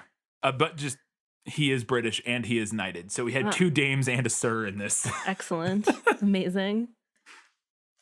George throwing her photographs in the river because they were covered in blood and he didn't know what else to do with them. Mm-hmm. And then his line to her, I don't. Something's happened to me and to you. Yeah. The thing that was happened was love. Yep. It was love. The Reverend Mr. Eager has a line while they're in the carriages and it's raining. I don't have the exact line, but it's, do you suppose all of this was called into existence to extinguish you or me? And then immediately, besides, the only thing that would attract the lightning is the knives, and they're in the other carriage, so we're fine. I know. I thought that was great. That was so good. Maggie Smith's portrayal of Charlotte is only challenged by Daniel Day-Lewis's portrayal of Cecil for book-to-film accuracy. Cecil's line about, I have no profession. I dare say it is an example of my decadence. I kind of loved, again, that first couple lines with him. I was like, I kind of like it. I liked that line. I don't know. It felt, yeah, that was a good line. I enjoyed it. But that's exactly how you're supposed to feel with Cecil, though. Yeah. Like, initially, you're like, maybe. Yeah. And then you're like, no. Oh, no. Yeah. The scene where Cecil is showing off Lucy to his society friends in London, where he's like having her play piano for them Yeah. and like looking around. Yeah, like, oh, you guys see this? This is my see this? lady, Look right? at Yeah, everyone yeah, admire her. Yeah, admire my property. Thank you. Thank you. And then the entire gross conversation between him and his mother, where his mother's like, she's losing the Honeychurch taint. Make her one of us. Oh, I missed that. Oh, it's a really don't gross remember that, yeah. conversation. Okay. And then they're going to bed, and Cecil says to her, "So you do love me, little thing." And I was like, bleh. Yeah. Gross. I don't know if you caught this because they showed it just real quick in the movie, but when the Emersons are moving into the cottage, we see written on their wardrobe, "Mistrust all enterprises that require new clothes." I did not see that. Good stuff. Whoa, boy. Is that from the book? Yes, Yeah. yeah. That's, yeah. There, yeah. This this motherfucker. I think we should put that on our closet. Yeah, no, that's good. The whole scene with I don't know. We say that as people who buy a lot of costumes and clothes. I do. In the I do spirit of how it's love meant, clothes. that does not mean like if you're going to a Ren fair, don't, that means like if you're getting Yeah. a like in business enterprises, Yes. like it's very much a like a proletariat like type Yeah. of common man You shouldn't need to buy a Yes. brand new outfit to go to a job to go to a interview. job or whatever. That's Yeah, what that's that's what clearly that the means. implication there. But yeah, The whole scene with Charlotte trying to make change and how like horrible and awkward it is. mm-hmm. Lucy's comment about Miss Lavish's book, "I suppose one ought to read it if one's met her." Yeah, that's good. Yeah. I liked that line. Oh, yeah, that was good. A little thing, but the change in the weather immediately after Lucy sends away both George and Cecil. Oh, it gets all stormy. Like, Like yeah. the wind. It's starts it's blowing very in. like an idyllic summer Yeah. before, and then immediately after that, storms descend. Yeah. I don't know how long they had to wait for the weather to turn, but I appreciate it. Well, I mean, yeah, they had to wait for an overcast day, but I Yeah. guarantee all the wind was just giant fans. But Fair enough. yeah. My last note is Mr. Emerson's line to Lucy as she's trying to leave. She says, "I have to go. They trust me." And he says, "Why should they when you've deceived everyone, including yourself?" Mm-hmm. Very good. Very good. All right. We got a handful of odds and ends before we get to the final verdict.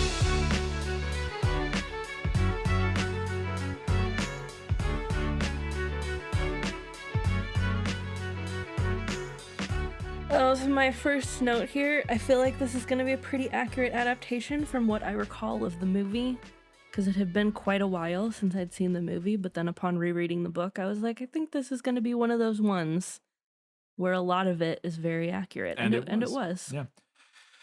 I was stricken by, and when watching the trailer, how young Helena Bonham Carter is in this.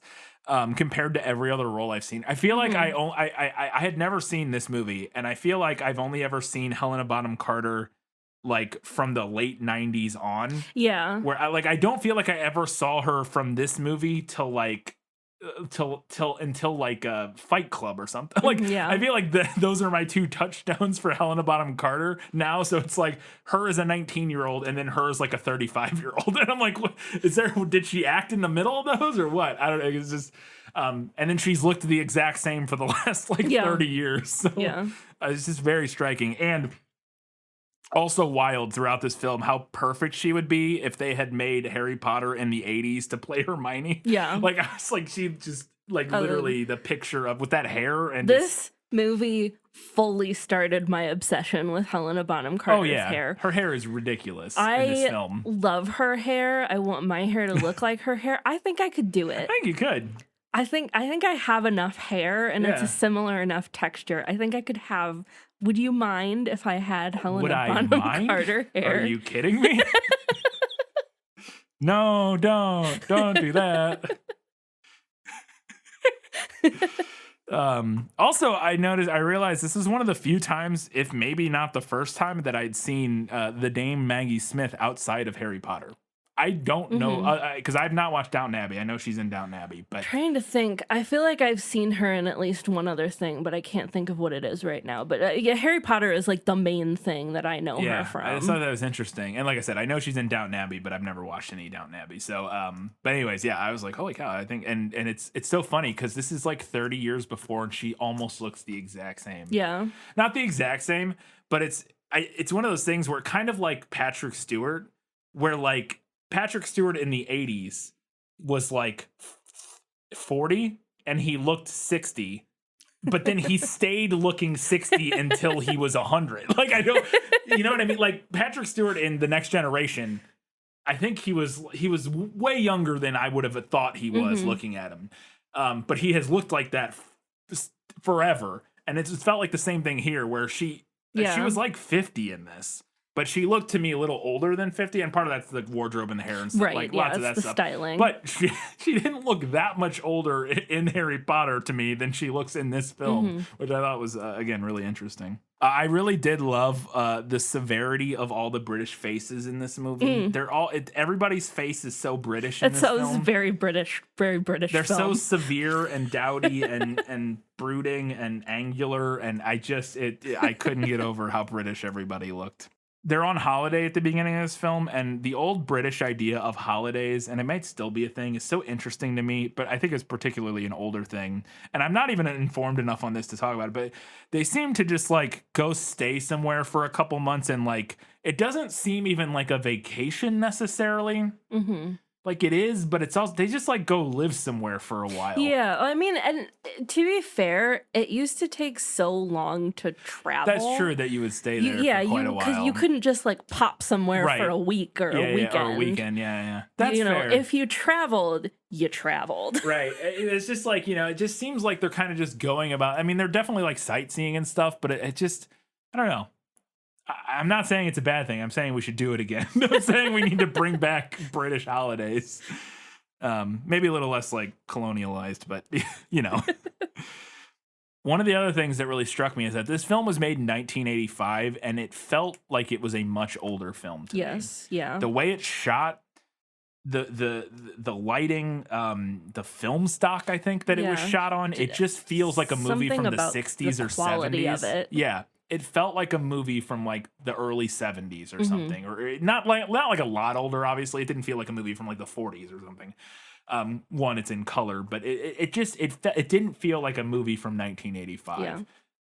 In a way that I thought was, well, I guess it depends. It just felt like a European movie, which I guess is part of it because it is. It's a British film, I guess, or well, Ivory's British, I'm pretty sure, but anyways, it just felt older than it actually is, and I thought that was really interesting. Yeah, and the periodness of this film impresses me as well. Oh, it's incredible. Which is what it won a lot of Oscars for. It was like art direction and costumes, I believe. Was when I did the prequel. It looks to me, an untrained person, very period accurate, and that further impresses me because often, when a period film was made in the 80s, you can still tell that it was made in the 80s because everyone still has 80s hair. Right.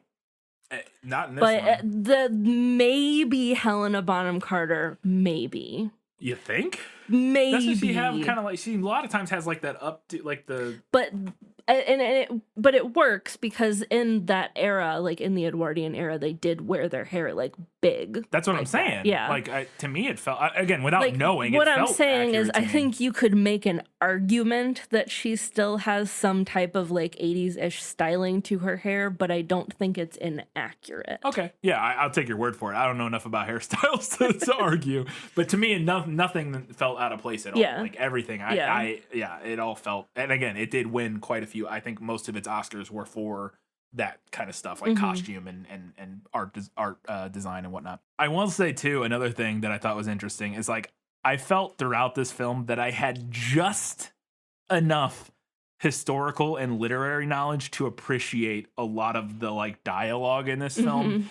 Like this movie does not hold your hand. It makes a lot of references, and I'm sure the book obviously is similar.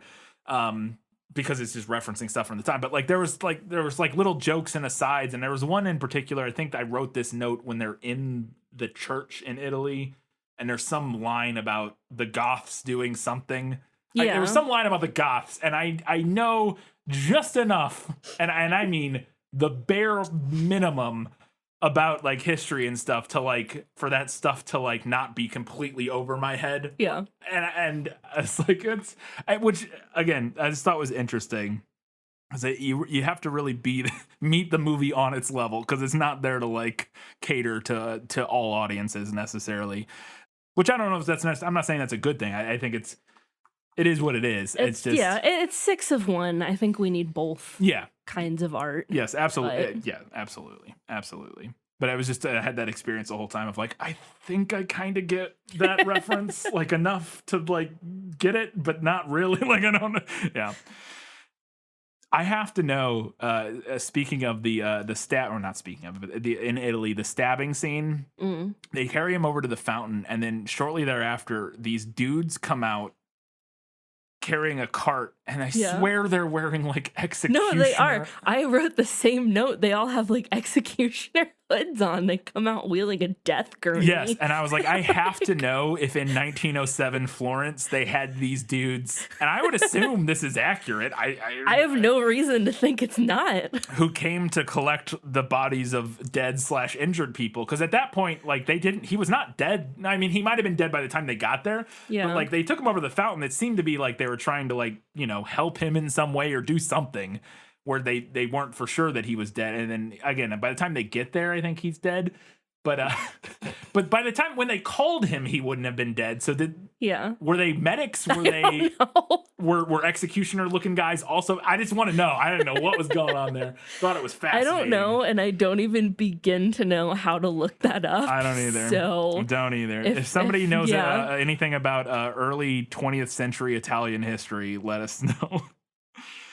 I will say one of the things that really striking to me technically in this film is how obvious a lot of the ADR was, which now lots of movies, especially in the old days and even still, use ADR, which ADR, if you don't know, stands for there's conflicting reports on what it stands for, but I think it's automatic dialogue replacement or automated dialogue replacement or something like that. But basically it's where you record the dialogue in a sound booth after the filming and put the sound from the actors' voices over the film. So you don't have sound in the moment when you're recording the actual video or the film.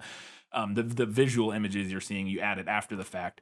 And very often, and again, tons of movies do, tons of modern movies, so many movies that you don't even realize this is happening. It is happening all the time.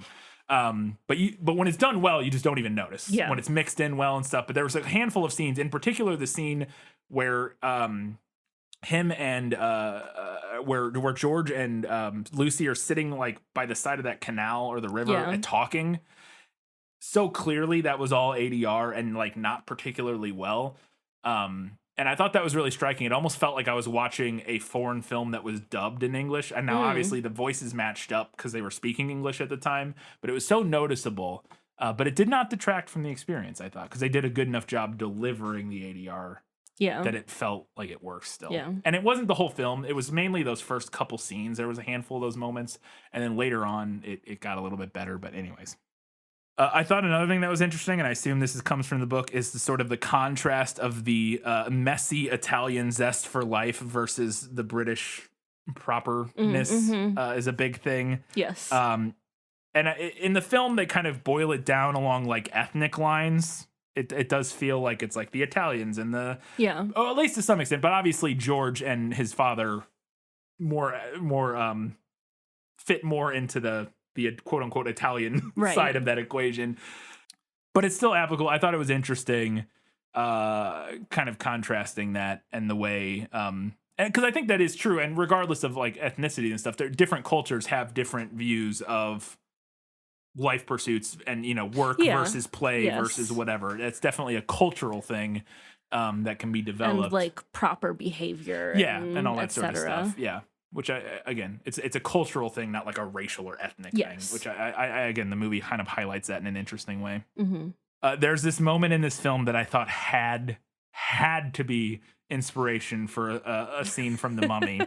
There's this scene where after George kisses Lucy, I believe Charlotte is brushing her hair and she is like clearly daydreaming and lost thinking about that kiss. And it gave me huge vibes of the scene in The Mummy where Evie is on the boat and she's brushing her hair and she's like, and her hair's like all wild and big in the same way. Yeah. And she's like, oh, it wasn't even that good of a kiss or whatever. Like I was like, that is like the exact moment. It's the same thing. And I was like, holy cow. They 100% somebody watched this movie and decided to do that moment in The Mummy.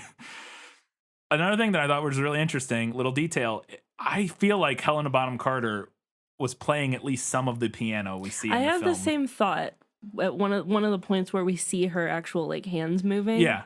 And with her on, like, it's her, it's not just hands, you know, we see her face connected to her arms and her hands, and she's, if not playing piano, faking it very well. Yeah. Obviously, what we're hearing is put in after the fact. Right. But she is playing, to me, I'm not a piano player, but I know enough to like know when somebody's faking it versus kind of doing it. And I was like, that looks like she's actually kind of doing it. Yeah. I mean, I wouldn't be surprised at all if she just knew how to play piano. Yeah. I mean, a lot of people just learn to play piano when they're kids, especially if you're of a particular like social class. Yeah, for sure. It's absolutely incredible to me how unattractive they managed to make Daniel Day-Lewis in this movie. Yep. Like, give him that obnoxious little mustache. I want nothing to do with him in this film. Last of the Mohicans. Very different. Very different. Very different story. That's fair. That is fair. There's this exchange when Freddie meets George. When Freddie meets George, where he walks in and he says to George, "Come and have a bath." And George Emerson responds, "I'd like that." And I said, in my mind, I was like, the George and Freddie fanfic must be legion. Because the way that interaction, there was an energy there that I was like, and knowing Ian Forrester's back, I feel like this is rife for some slash fic for sure. There's a moment I loved in the movie. This is post the naked shenanigans scene. Yeah. When Charlotte gets there and she's like, "Oh, I found out that the Emersons are here. Have you seen him?" And Lucy goes, "I have seen him." I was like, "Hell yeah, you did, girl. Yeah. Hell yeah, you did." Yes, you did. So getting back to a thing I mentioned earlier, and when we were talking about Cecil and his awkwardness, and not his awkwardness, but his the fact that he's unaware of how obnoxious he is, and like it's not malicious.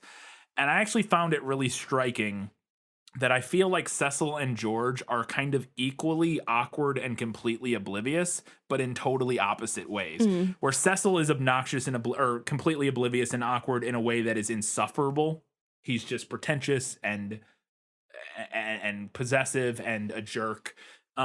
Whereas George is completely like oblivious and awkward in a way that's very endearing. Yeah. But they feel like two sides of the same coin to me. Yes.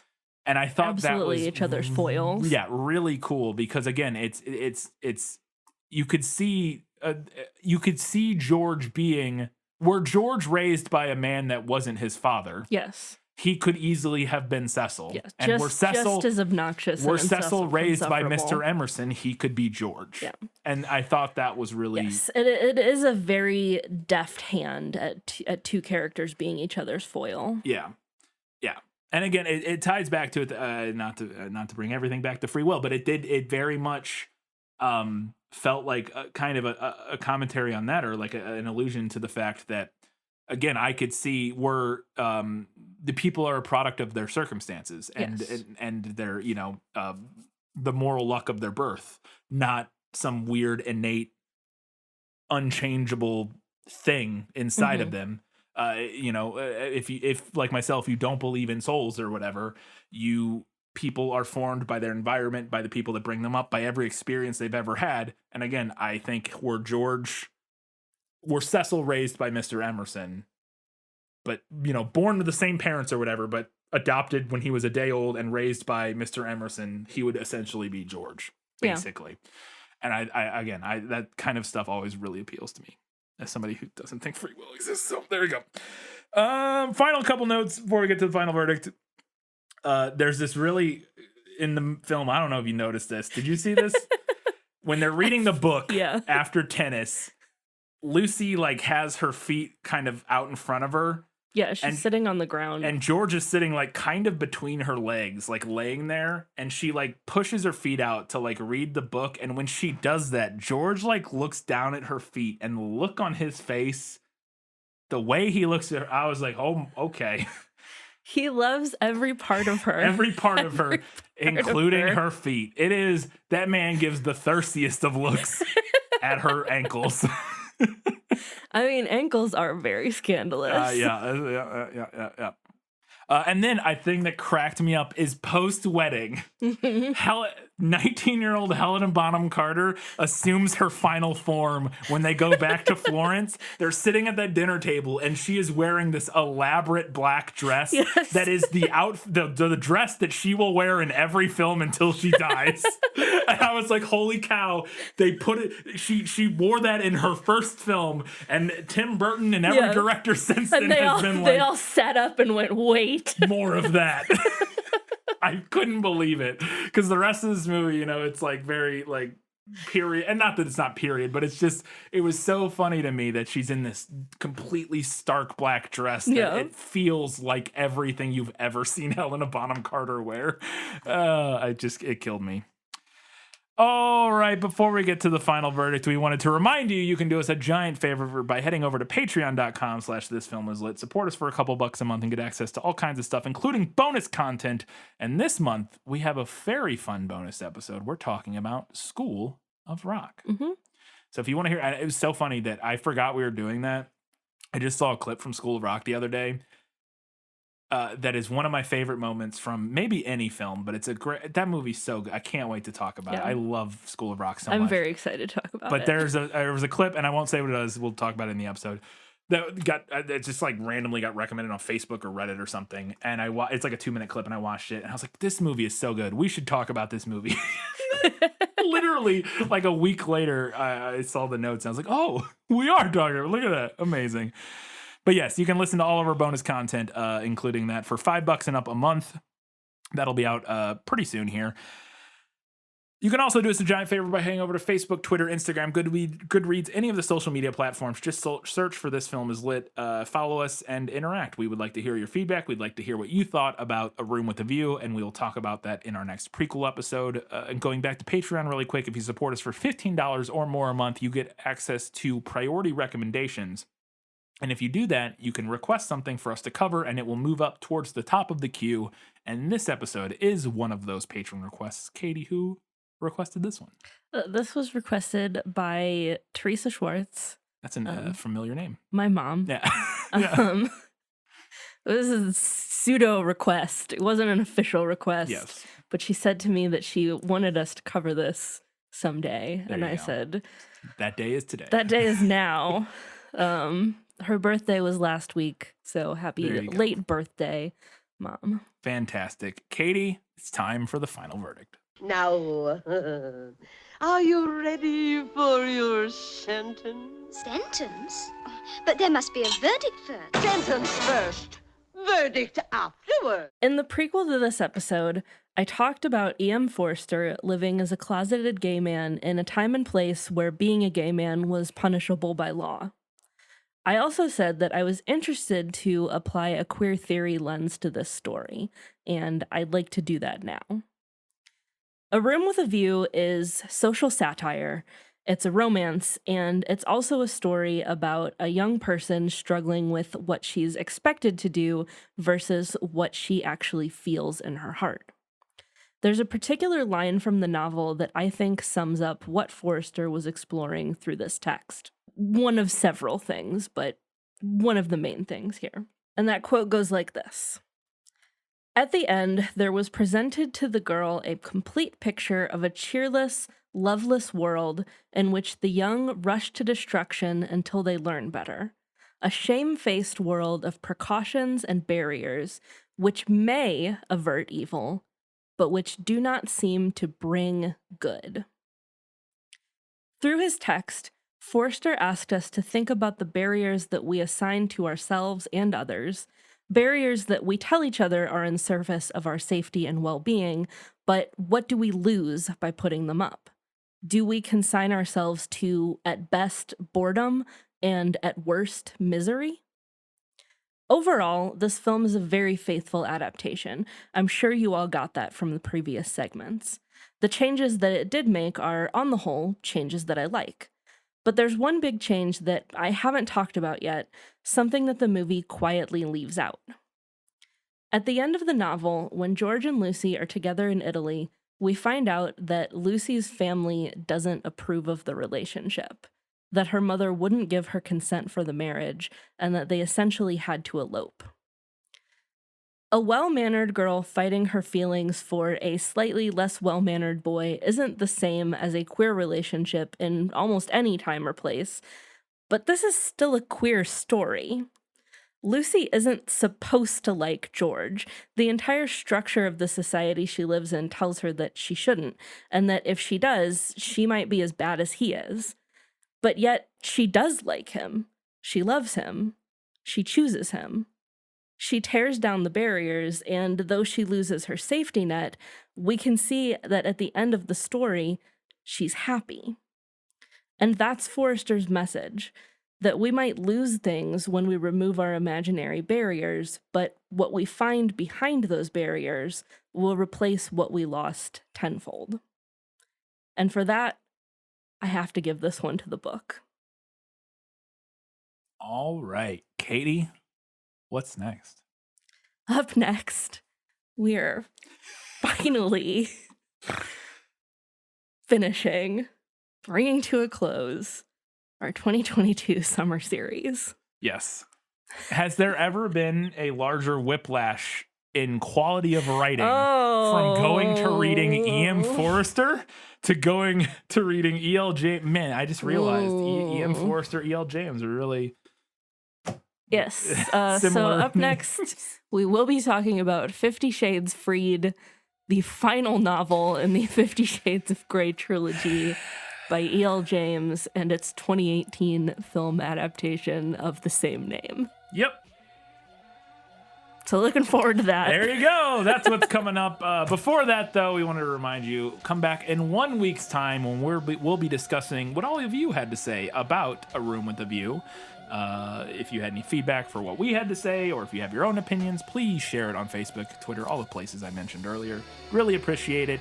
And we'll also be doing a Learning Things segment about 50 Shades, so look out for that.